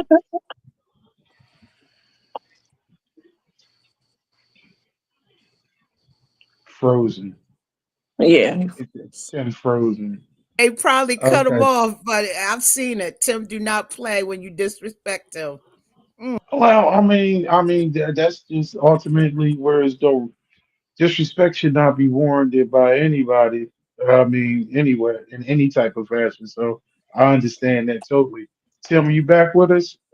You there yeah. yet? Okay. I Hmm. mean, uh, you said what you had to say, and and I was saying, I mean, disrespect should not be warranted in any way. And it's the simple fact of the matter is, no matter what your sex, to me, no matter what your sexual orientation, your identity, and everything, when you're a grown ass person, you need to be, and somebody doesn't know you, they should always approach you with respect and just speak to you like you are a grown ass person. It's so ultimately, I never understood how you can dislike somebody or dislike the community when you don't know anybody, when they have not, when they have not done something directly to you, when somebody's not done something directly to you. Yeah. Um, I'm not it just an just entertainer. ultimately just it cracks me up, and Right. I just don't get it. I mean, but one of the things one of the main topics that and we done talked about this, and this may sound, it's another thing that sounds crazy of that we move. I want to move on. Um, what are your thoughts on people in the community actually being becoming parents?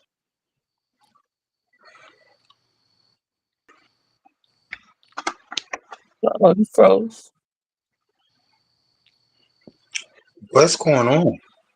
You froze. I mean, Hey, Don. Hey, Smack.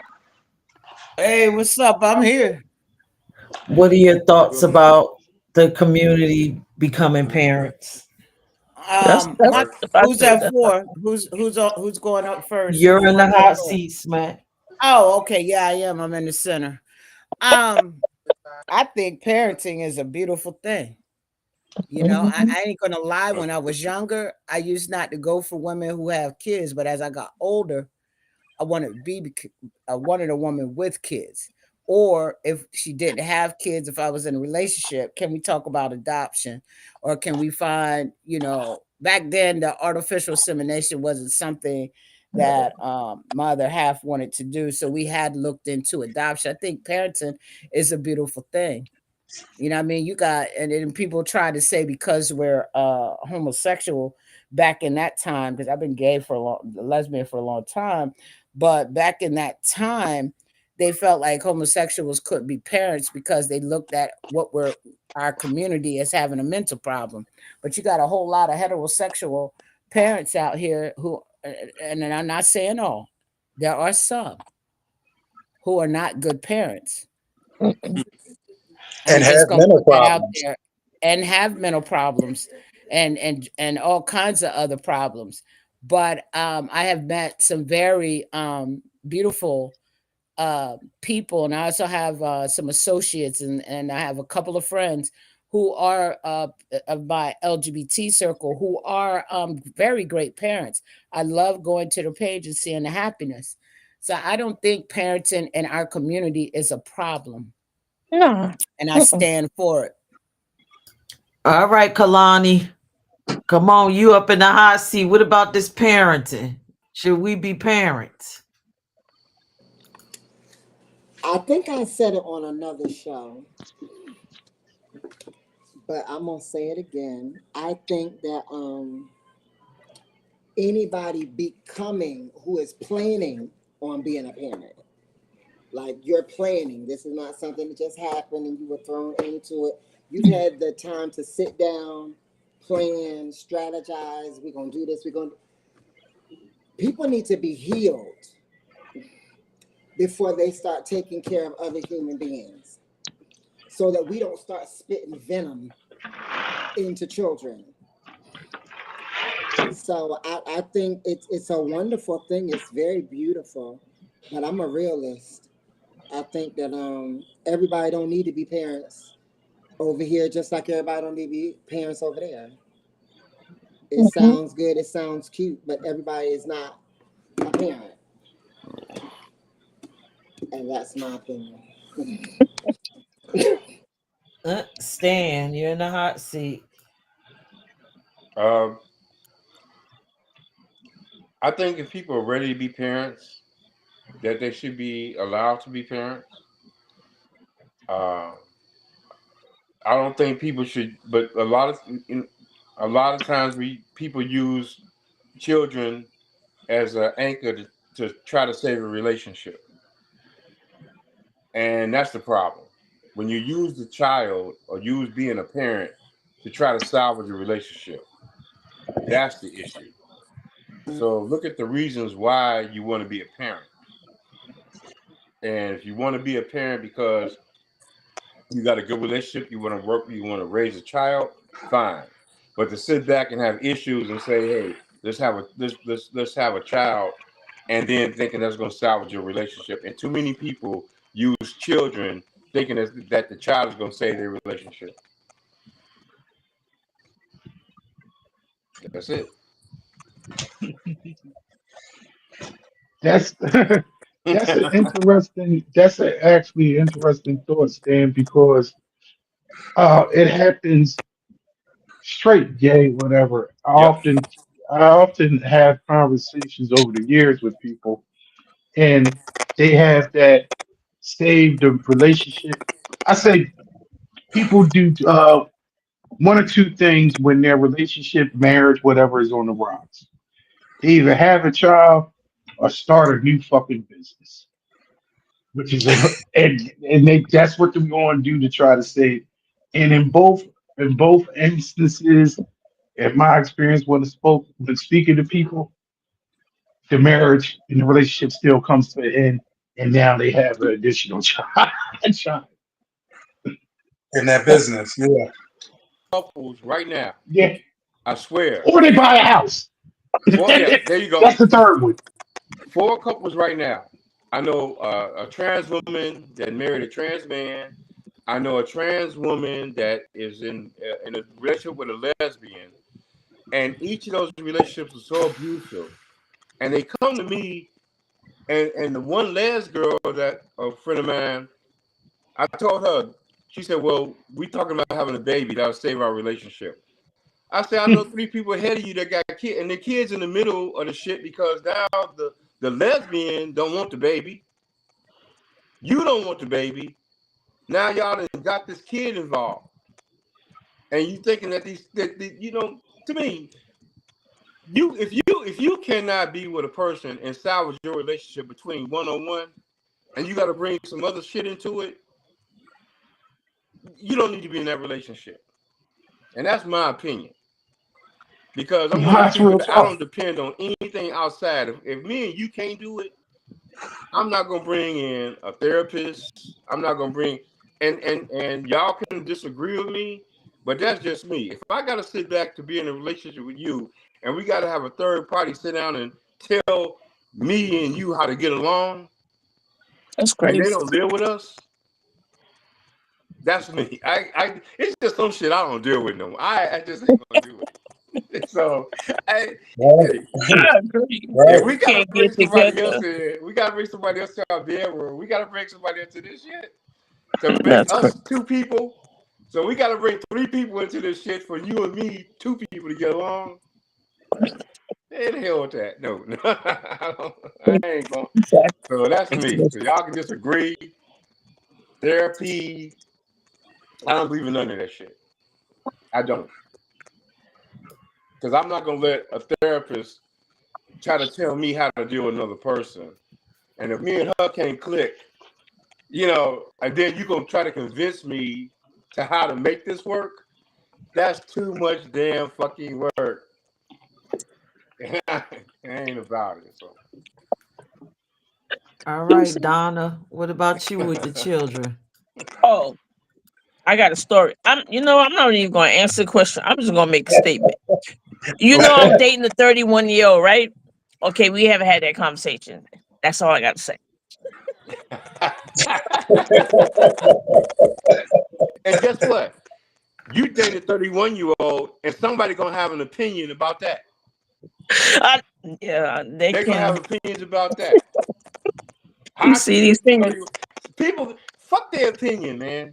Right. I don't worry about nobody because And I got to you deal with her, said it not right them. then. Okay.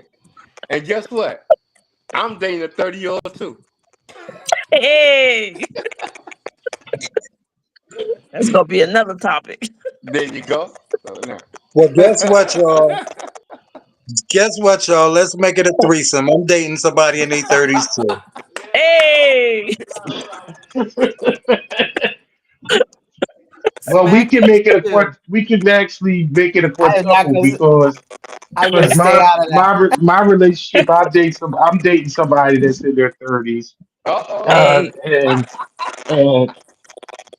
I And, used to always make the joke. yeah, because I've always If dated somebody older. was no, I used to always make the joke like, soon as somebody turned 40, then I'm leaving. I'm going to go find somebody younger. But I mean, but that whole age thing and all that like I don't care about that I that. don't do. Bro, It's all it's, about it's, it's all how you jive with one another because Mhm. bro. a lot of I times. always dated. I always dated older. I always liked mature. So I never Hmm. really looked at beyond the physical. I never really looked at the 30s. You know what I'm saying? But I actually met somebody who loves me because of me being mature. And I found a 30 something year old that is actually very mature for their Yep. age. And we like the same things and we like doing the same stuff. Hmm. And they're not with the whole ratchet generation shit.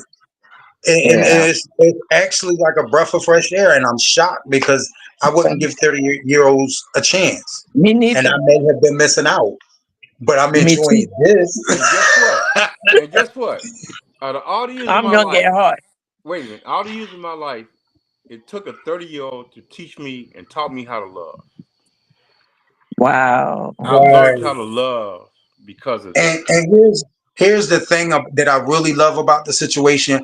I don't have to try to be a young boy. I don't try to have to act like I'm younger than what I am because Exactly. Hmm. they give me exactly where I'm at. Because I've never been one of those ones that wear the shit that the young people are wearing and push out in the clubs and try to pull the young people. That's never been my interest. Hmm. So I'm like I'm really grooving right now. But I'm gonna let y'all get back to the show. Yeah, let's get back to it. Yeah, yeah. Let's get back to the show. Yeah. Um, Now this is this is a topic. This question is something that me and Peirrce actually had a long conversation about last week, and I have a certain opinion about it. But Okay. how do you guys feel about um, gender affirming care for minors? Uh, Mm. Woo. Oh shit. I Yeah, support it. this Nope. is a this is a this is a this is a Nope. this is a hot button topic Yep. that gets, I really believe in some aspects, especially with the straight community, they actually drop the ball with having understanding and a truth to it. I want to preface this by saying all the studies and everything that I read about, um, majority doctors co-sign that this is something that is positive and that is safe. Um, Mm-mm. so I just want to get you guys' opinion on what do you feel about gender affirming care for minors. Uh, do I gotta do this? I guess I'm gonna do this hot hot seat thing. Let's put Kalani in the hot seat In first. Cologne, I was, yeah. You said Good no, choice. Kalani. I don't want to go No. first. Let everybody else Okay, go. okay. Boo. What? I do not agree with that at all. Nope. I don't. Nope. I want them to wait until they get of age to make that decision and do that to themselves. I don't know. Not hold on nope. now. Nope. Sorry. I really don't. I really. What are we talking It's about? a touchy subject, and I don't even want to get into it. But I just say I don't. No, I don't think so. I wouldn't. No. Next. Oh, yeah, no. How about Tim? Okay. Me personally, as someone who has raised a child, children develop interests, and children's interests can last anywhere from 3 weeks to 3 years I'm gonna tell you what. People before they move on to the next level of their life, here Mhm. in the and first. then the next love of their life, and then the next love of their life. So these loves start around 5 and they never end.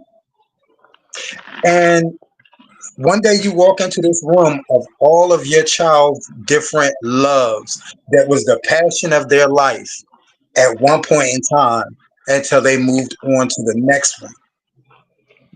And you got this room full of violins and tubas and jump ropes and shoulder pads and ice skates, and they're a doctor now.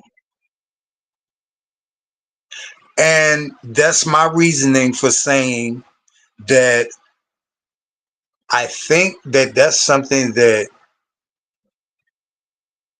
if they're truly, truly, truly genuine about it, and that's truly heartfelt, and that's really who they feel they're supposed to be, they will be able to wait until they're able to make their own decision to do it themselves. I don't think that giving children that decision at a young age, I just don't think it's safe because in 3 years they may be on to the next love of their life, and it might not be being trans anymore. And that's being trans is not a small thing. Being trans is changing from one person to another person. Like that's not Mhm. something that you can just say, well, oops. That's something that's with you the rest of your life. And it's going to affect you in different ways when you realize that that's not how you want to spend the rest of your life. I think that's too much to put on a child. That's my answer. Even grown-ups have it hard when they transition. So imagine a child Trust having me. Trust me, I know. I've been around trans men and women for 32 years. it. And Yeah. I've seen how many of them that absolutely love it from day one to day two, and I see the ones who get to a point in their life when they regret it and Mm-hmm. they wish they could go back, but they've done too much. They can never go back, Right. and they have to live with that decision. And seeing those things and experiencing those things with those people, yeah, I think Mhm. that's too much too early. Yeah. Too much. Just be a kid. That's it. Enjoy it while you can, because this adulthood thing is not everything you think it is. You better stay there Okay. and enjoy yourself for as long as you can. Yeah. That's my answer. Who's going next in the hot I seat? want to hold Stan? on. I want to Okay. clarify something. Um, I hear your answers and I respect your answers because, but I'm not talking about actually. I wasn't talking about like pure transitioning, and whereas though having any type of surgeries or anything like that. I was talking about when it comes to minors and affirmative care is like beta block. These are things that their parents they're not making the decision on their own. I mean, it's co-signed by their parents, Right. Mm-hmm. and whereas the only thing that I don't know, I'm a parent. I'm a parent of five children. Um, I don't know how I would personally would react if one of my children had came to me and said that they wanted to have beta blockers or certain things to that extent, um, to you know. But I know for a fact personally, I would not co-sign any type of actual surgery until they were adult. But so I didn't want you to think But that's not what I some was of the talking about. Whereas though any no, type of like actual some surgery, of I'm the talking about just. some of the I'm sorry. parents are allowing them to start hormone therapy for introduction to hormones. I'm not talking about the physical the Mm-hmm. surgeries, but they are Right. introducing the kids to hormones, and Mm-hmm. and that's the same effect as the surgeries, because some of those kids, they don't have high testosterone, so they start those hormones take like real drastic effects on them very quickly because they don't have a lot of testosterone to battle.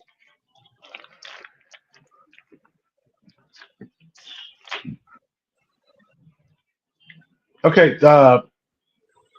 Did he, I think okay. Smack wanted to So we know. answer. Hmm? I think Smack wanted to answer. Yeah. That's what I said. Next, Matt, go Uh, ahead. so I think a lot of people are not educated enough about gender affirming care. I respect you and I definitely salute you, Dion, looking at some of the data out there, because I'm gonna be honest with you, me as a lesbian woman, did not know much about it. I've been did my research first and now I advocate for gender affirming care. When it comes to minors, it's not about having a surgery, but there's some things that are just about being social, is what they identify as, you know what I mean? And I feel that at certain ages, and some of people are thinking like, you know, 4 or 5 years old, yeah, that's crazy, not gonna say that's crazy. 4 or 5 years old, because we don't know medically what they're, what's going on, but there is a lot of medical that goes behind it, meaning you have to see, uh, they're going to make sure and break it down to you when you're talking to minors.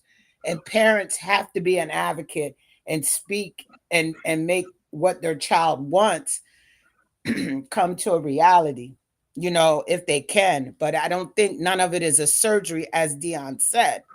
I do advocate for gender affirming care, but I believe a person 16 or 17, if they've been knowing what they are, like I said, I always knew I was who I was, but I never wanted to change my sex. But there are people who already knew who they were when they were young. So say they're 16 or 17, they have every right to try and go and get the medical necessities they need to affirm the identity or the gender that they think they are. I support it. I advocate for it. Now, I think when it's younger, there are things in place before you start going that full stream. Some things little kids can't take that a 16 or 17-year-old can take, or someone who's 18. You can't be giving hormones to a little child. You just can't. So you have to look at what the gender affirming part is. And I'm just saying, I think if people did their homework, because that's what I had to do. It took me about a year to really look at some of the studies out there nationally. And right now, because of people losing federal money, Delaware was one of those states that did it. We had places here that did it, but if you're watching the news, there's really nowhere for anyone to go unless you go to a private doctor. But I do support it. What a 16 or 17-year-old gets is not the same thing someone 5 or 6. I just want to put it out there. A lot of it is about social, and that is gender affirming care, making sure that what you're feeling at any age is the right feeling. There's all kinds of services and things you have to go through before you start getting into taking a pill every day or giving your shots every day. Nobody's doing that to a little kid, because that's what I thought until I did the homework. And I support it. Oh, and the reason I support it is because it's a human and civil right. Once you start telling somebody what they can't do, you're violating their civil rights. Even if it's a child. Sorry. Is Kalani ready? Stan, you ready? I'm going to kind of pass on this. And the only reason I'm going to pass on it is because my answer would be way too long. And because I experienced it working with, as a high school teacher, I worked with certain situations, and I can't just sum it up about, I can end it this way. Gender affirming care, I agree with. There's a lot of situations with kids, teenagers, that I experienced as a teacher, working with these kids and just seeing things, especially in the urban areas of a city like Chicago. And there's a whole lot of logistics that go along with certain decisions with these kids that I can't sit back and write and just answer that question, because I've seen a lot of decisions that kids have to make on their own because they have no parent. That kids have to do because there's no parent in the house. Kids that have been thrown out the house and they're homeless. So they had to make certain decisions that I sat back. And I'm going to tell you something. One of the reasons why I wanted to stop teaching school is because I lived in two different worlds. I lived in the world I lived in, and then I came into the urban world of the projects where I've seen all kind of stuff that happened. And I got depressed because I seen some horrible stuff. Homeless kids, homeless homosexual kids, homeless transgender kids, and like I said, I can't answer that question because there's just too many logistics with it. But like I said, we're not covering the fact that these kids are homeless. They've been thrown out. You don't have a parent making decisions. These are kids out here at 12, 13, 14 years old that are living like Stan, adults. And Stan, yes, there's so much reality in what you're saying. And you know how I know, Stan?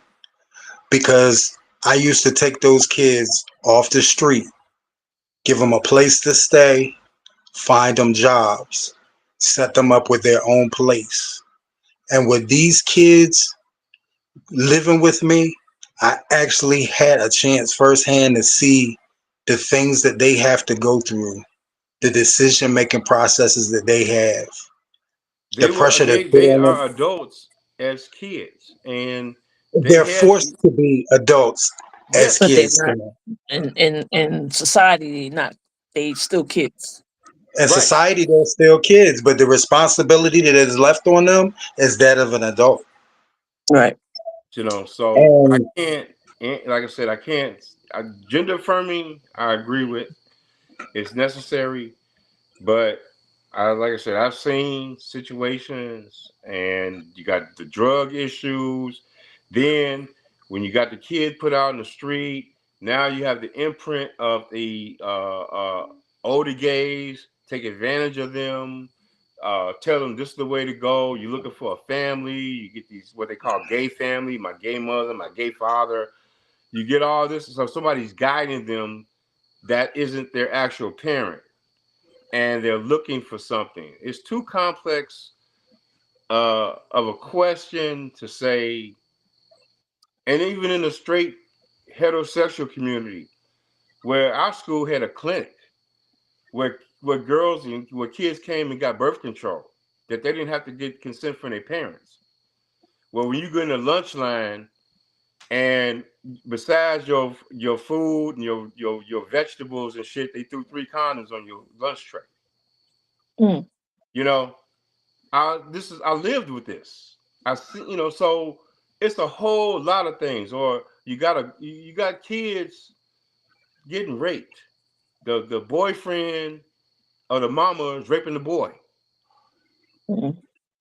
I mean, I had kids. I mean, I got so damn depressed working every day. Listen, but it's like I said, gender affirming. I believe in, and I'm gonna leave it like that. Okay. So, yeah, there's a Thank, whole lot thank you, more with Stan. that. Thank you. Um, Kalani, you ready? No. All right, let's go. Let's do it. Come on, let's get it. I agree partly with everybody, actually. I didn't think I would, but I do agree. In some instances, I do think gender affirming care should be available to everyone as it relates to minors, children. Um, I'm behind you. I think we gotta let kids be kids. I think we gotta let them, because I was a lot of different people when I was coming up. In my head, I was a few different people. That didn't mean I wanted to be a mermaid at 17. I mean, I was Ariel. I was Ariel for for the majority of my childhood. In my head, that doesn't mean I want to grow a tail and all of that. Are you sure you're not a mermaid now? I'm a unicorn now. So, but I think somebody said it. I think it was Smack who said that how they do the care for people that are under the age of 12, and how they do care for a person that's 16 or 17 is different. And I just really think that people's mind, before you start altering the body in any way, shape, or form, because even testosterone blockers or estrogen blockers, that's going to do something to the body. That is what it's designed to do. I think before we start going to that extent, I think people's minds need to be developed, because sometimes that stuff can work and you can reverse it, and sometimes you can't. Yeah. And I just think that you need There to you be go. in a place, just speaking from a personal experience, I knew from a young age, I've said this before, who I was supposed to be, and all of that. But my transition did not begin until I was 24. You understand what I'm saying? The mind had to develop Right. to understand where I want to be. And some surgeries I didn't get until I was in my 30s Mhm. because I had to make a conscious decision that if you do this, you can't come back from it. So you need to make sure that this is what you want to Right. do. And I don't think that we should rob anybody of that decision. Like I don't think I don't think parents jump to everything their kids say anyway. If you did everything your kids wanted you to do, you'd be broke. And sometimes a no to somebody is not a no forever. It's a no right now, Right. or Right. wait until it's time. Until you're of So age to make that decision. right, and I just don't think we should be robbing them of being children. Right. And you saying to a child who believes that they're whatever. Okay, you are. You can affirm them without giving them medication. You understand what I'm saying? Right. You can affirm an individual without giving them a surgery. Right. There's ways to affirm, and I just think that we need to come up with creative ways, especially when they're not of age to really know. Because I think Right. Tim said it. You go into this room and all this stuff that you wanted and you wanted to be and you wanted to become, and then you realize you didn't even want that. Right. So I think the care should be available for those who are sure and those who know. Um, but for parents who are not sure and don't know which way to go, I think there's enough grace to take your time. And a transition is not you got to do it right now. You understand what I'm saying? It's a Yeah. transition, so it's a time type of thing. And even after all the surgeries that I've had, I'm still transitioning. The transition doesn't stop. No. No. It never stops, like for real. Because you'll get to a certain point where you think that, oh, okay, cool. And then it's like, mm-mm. Because even some people who have all the surgeries and all that, their mind hasn't caught up with that yet. They still think like they did before. So I Mm. think that we Yeah, should and then just 16 and 17, you still in school, so you got to deal with right. There's a other lot of kids. bullying, and you're already being Yeah, bullied. like why would you? Yeah, Why would you Those years put are your child through the that? words. Those are the years that we all spent hiding. A Yeah, lot of us. yeah, yeah, and still for got to good go to reason. school. And for good, I think times have changed now, where it's a little more. I wouldn't even say it's a little more open. It's a little more tolerated. Right, So things are a little different now. But I just let kids be kids. Let right. them be kids. Um, don't They take got the time for that. care away. Just have it available, but let them be kids. I don't like seeing people push children too fast and too early. Right, So yeah, that's my answer. I agree. Who's I clapping? I I thank you for that. All all the answers. There is no wrong answer, and that's the beautiful thing when we have Mhm. conversations like this. Like Hmm. I always, I the only thing. It's only one thing that, and it's so funny because when we talk to a person that's actually lived it went through this, I mean, it's more enlightening because, especially me being a straight person, I deal with hypotheticals, and I'm just everything. A lot of these things are just hypothetical to me. So I just fall on the fact that I don't want anybody to have any type of cosmetic surgery until they're older.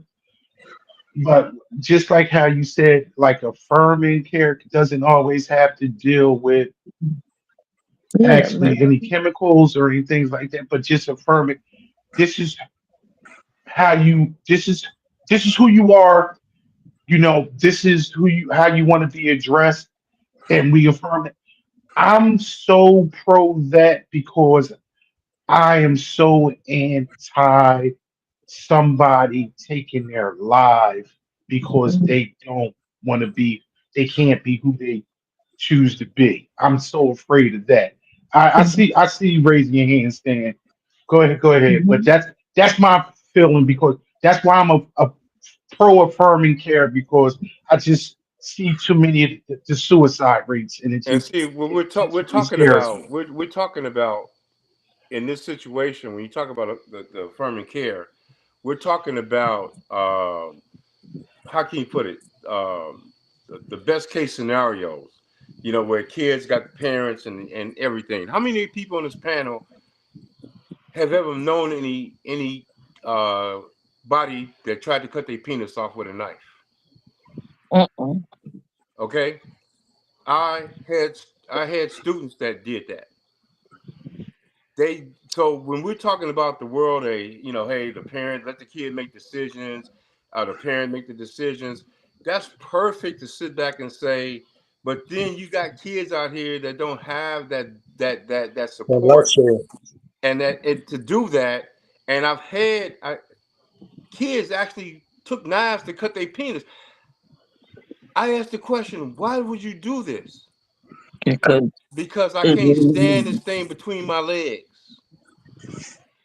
See, I'm real affect. I really got passion with what I'm with this because I lived it, witnessed it, and dealt with kids like it. I'm not giving you any hypothetical situations whatsoever. I'm giving you facts that I lived and I witnessed. So ain't nothing hypothetical, and we can sit back and say, let the kid make these. Don't let the kid make the decision. Let them live their lives. Some of these kids don't have a damn choice, and they sit back and make their own decisions because there's no support for them. So I've seen And it. I witnessed they it. need I'm a passionate. better support system. That's what they need. They I need but better became a support. support see system for a lot of this these kids. And right, even when I was teaching school, I would bring my transgender girlfriend to school and let these kids see and let all the other teachers see. What you all think of me, I don't give a damn. And I let the kids see, hey, it's okay to be you. Yeah, definitely. Gender affirming. And I witnessed so much. I taught 17 years. I can tell you. I mean, I got stories to tell you with these kids. right. Right. And See, the I thing dedicated is my life, a and I lot. dealt with all these kids transgender. I even had a group for transgender kids where they had a group after school to come and sit because they had no other fucking place to go. Right, That's what they need. That's what they need. or So no that's what place I'm that was saying. So safe. we can do all these hypothetical and hey, we can do gender affirming, let the kids, live their life till they're 16, 17. A lot of these kids don't have that choice. A lot of them don't have it. What do You you know, mean saying they don't have that choice?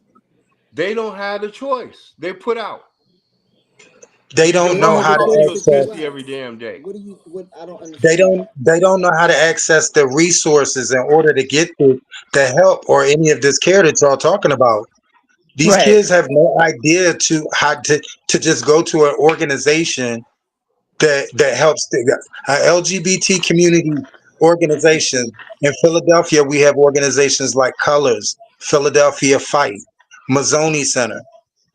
And see, the kids didn't know how to access these things. So the kids that I would take off the street, I would take them down to Colors, or I would take them down to Mazzoni Center, and I would introduce them to people who could hook them up with food banks, pantry visits, vouchers. I've had You kids sit back and then with the mama would sit back and I tell the mama, he just needs you to all he wants you to do is say you love him. And the mama would sit back and say, I ain't gonna lie, I don't love him. Wow. right in I his Sad. face. don't love him. I ain't gonna lie, I don't love him. That's crazy. Yes. And see, people think, yeah, that is crazy. And like I said, I'm talking fact. I'm not giving no situations that I didn't experience. Well, mama can sit back and say, Right. hey, if he going to kill I'm himself, so I wouldn't confused. care. And then some people can't That's relate to not. She that. not. That person was not human. That was a robot. But I'm just saying, but this shit exists. This shit It's real. exists. It's real. It's real. It's not. Karen, It's I not don't love numbers and you. statistics. But I'm It's not sorry, numbers and I still statistics. feel It's the real life. same way. You know, They just need better people in their lives to help them. That's it. see, we can say these things, oh, this is what they need. They need better people. They need this. They need that. But the But the reality people in is, their we can life say don't these change. things. But yeah, sure, they need that. But the reality is, that's why we have the situations we have. Because see, I don't expect any of you all to understand what I'm saying because you never experienced what Right. I've done.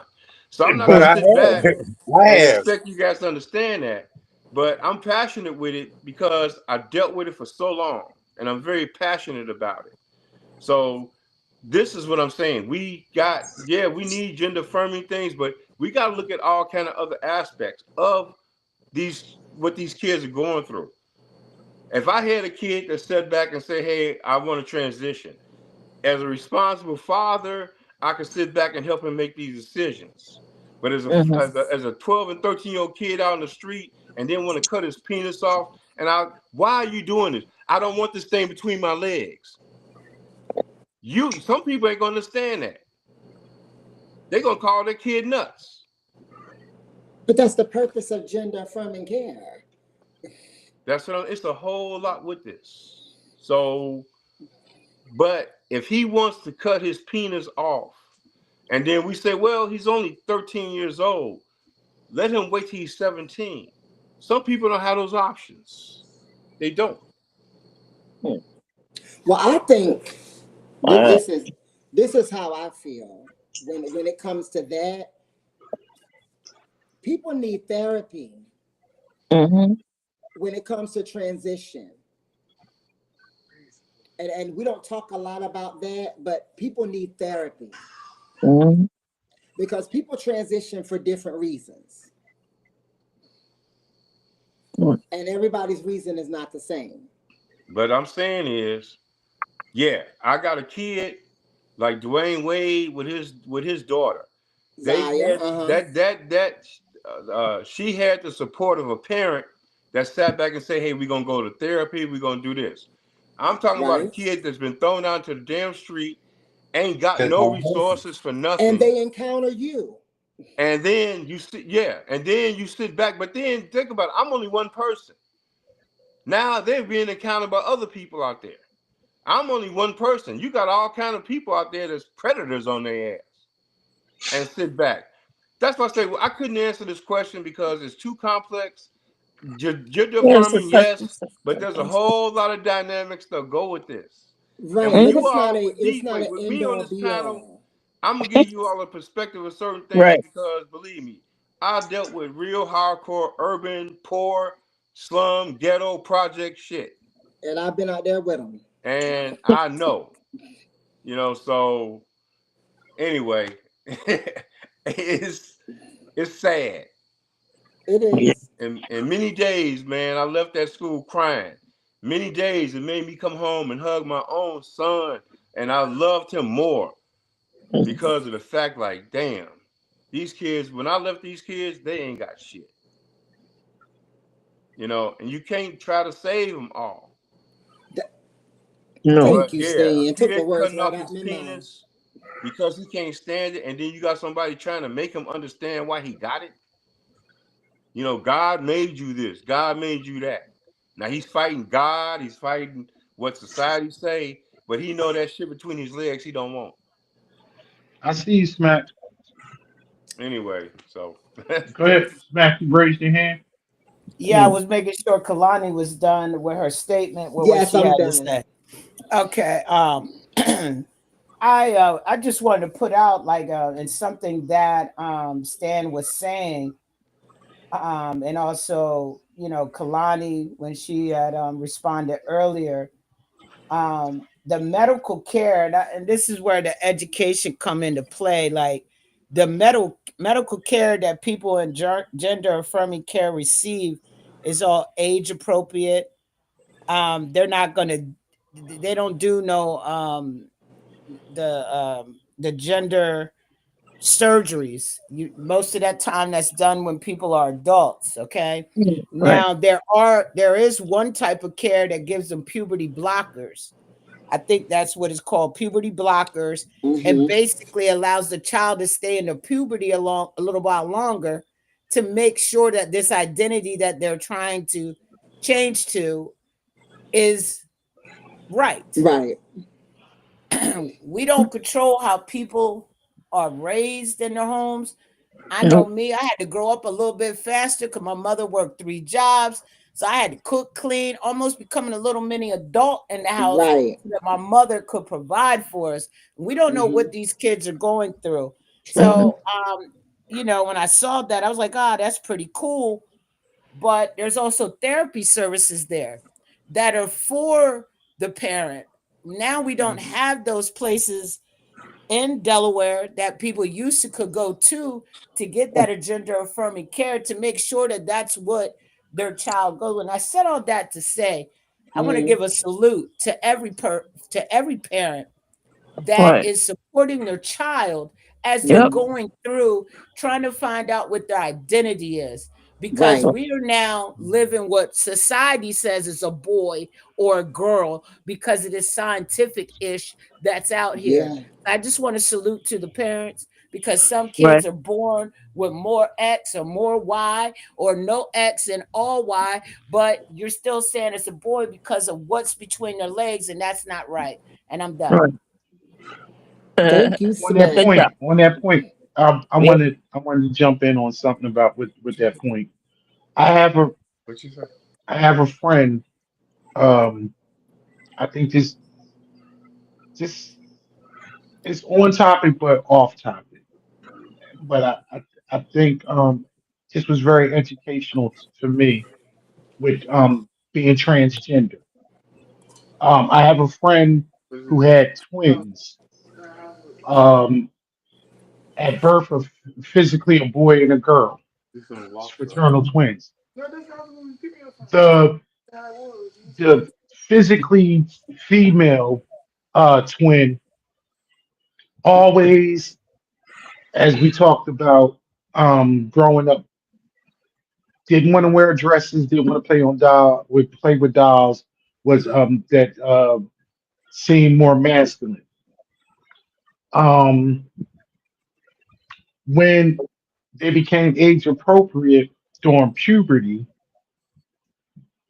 this the she never got a period. She was a little heavy set, but she never grew breasts. She was just, heavy set, but never had a period. And by the time that they were a teenager and then was in college, had a full facial beard without any type of Hormone. chemicals. Whereas though, and I learned about, being intersex and stuff like that. And I even asked, you know, my friend who's the mother, I was like, oh, is so and so on? And she was like, no. She was like, she's never had a period. She's never, I said, oh, I said, so maybe it was a situation where as though her testicles never Drop. dropped and she never acted. So whereas though you actually had two twin boys, And this person that I'm talking about now lives their life as and I had as a transgender son, married, has two children, um, a police, I'm sorry, a prison guard, um, had married to a cisgender woman and has two children. Um, but this is a whole another thing, whereas though part of the community, whereas though she was, she knew who she, he knew who he was. Um, and it's just the situation where as though the physical appearance, but if you basically, it gave me and enlightened me, whereas though this person never had to take any type of drug. And it was too many factors in their life to say that, whoa, something happened, whereas though you appear to be this. But when I say full beard without any, uh, yes, and just and everything just masculine, but just happened to have a vagina. Wow. Yeah, and I just wanted to share that because this is stuff that I have to deal as an ally. When I have friends and they're going through something with their children, they come to me and they ask questions and things like that, and and then I even get more educated. But it's weird as though I have to just for instance with my friend that with this situation with her son, I I had to like be into her to stop calling the son by the female name and stop saying, I'm saying, yo, stop, don't respect him. You can't get, and she's like, it's hard. And I said, I understand it's hard, but you have to respect him and who he is and what he wants to be called because you're his mother. And if he doesn't get the respect from you, how do you think he would be able to feel as though he getting some type of respect from some people out in the street, but not getting it from his mother?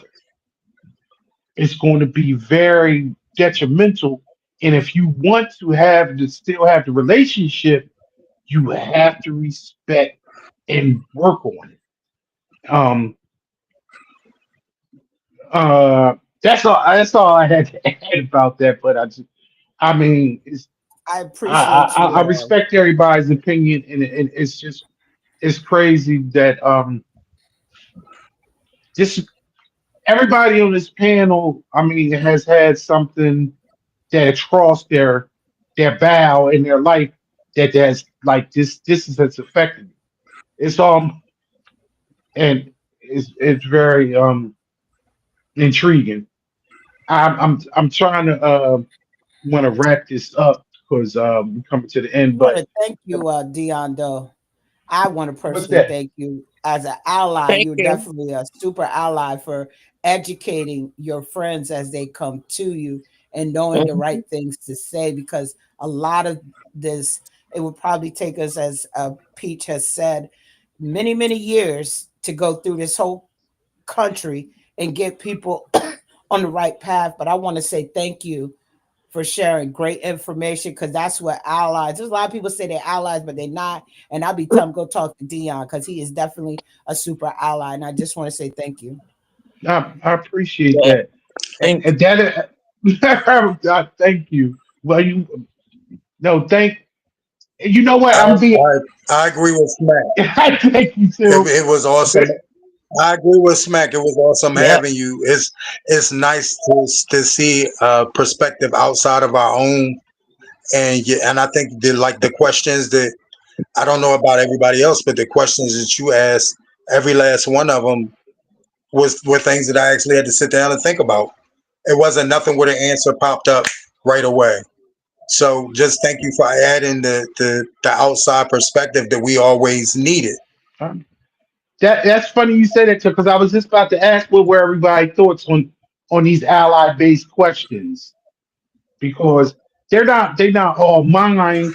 Because I had some concept of knowing certain these things, but I think this show and the shows that we do on IME, we're educational based, and you just, if people can watch this and actually say, and get something out of it. And y'all might not believe it, but y'all are actually professors, like teachers.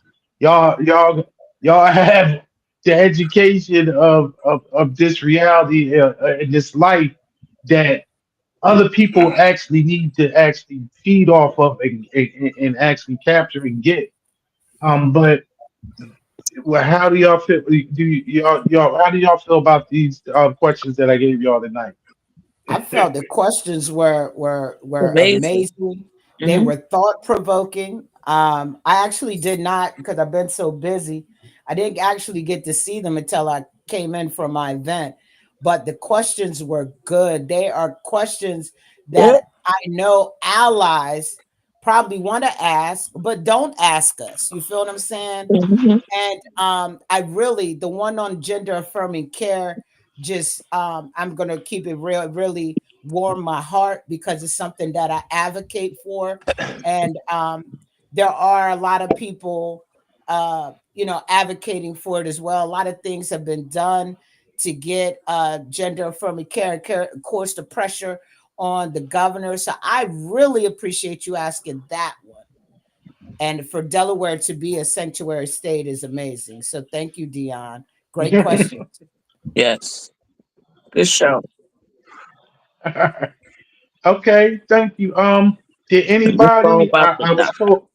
I was told that you guys usually end words though.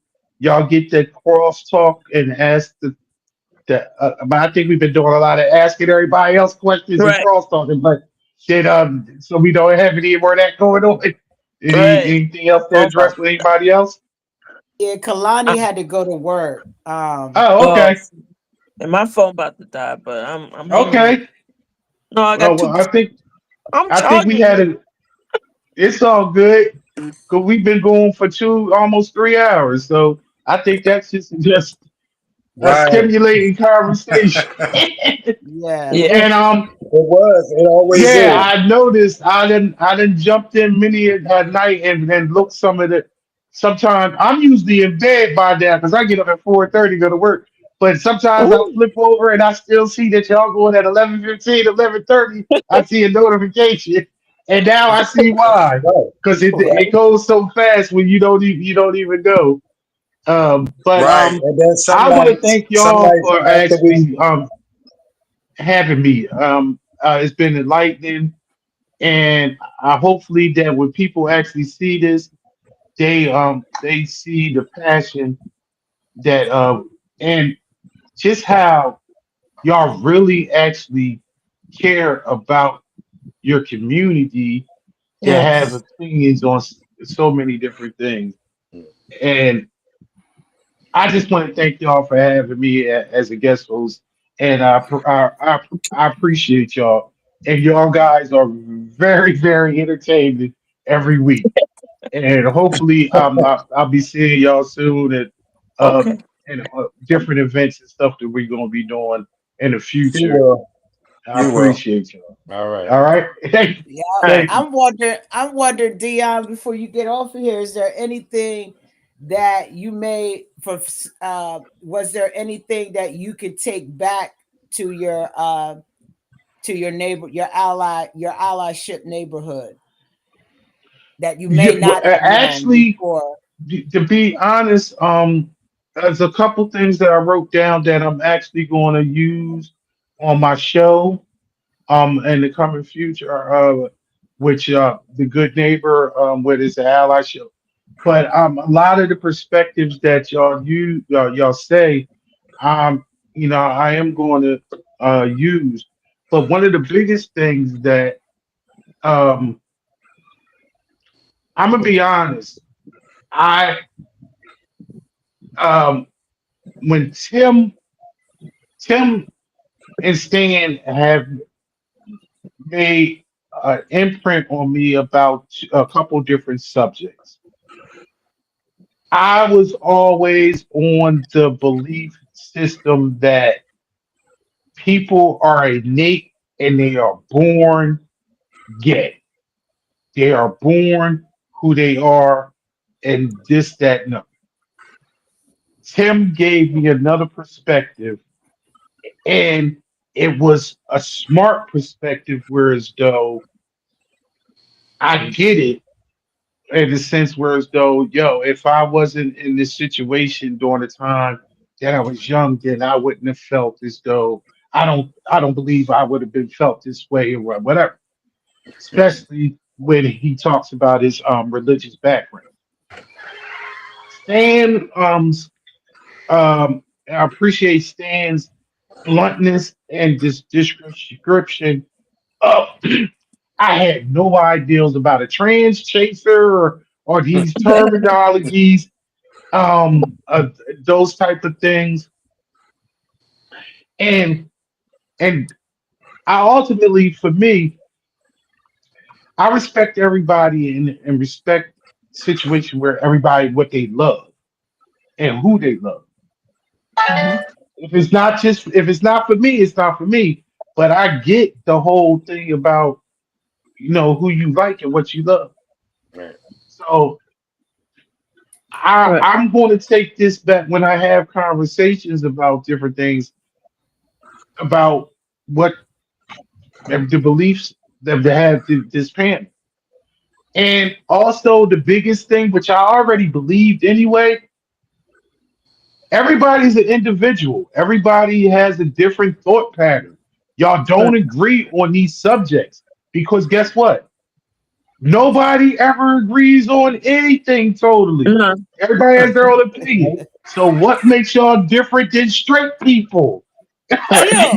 Even when it comes to your Nothing. own community, y'all got Mhm. different opinions, which We is are fun. humans. Right. Exactly. And that's what people. You are not a other. People are not a other. We are Right. just all different individuals. But at the end of the day, we all make up this stupid ass little small blue marble.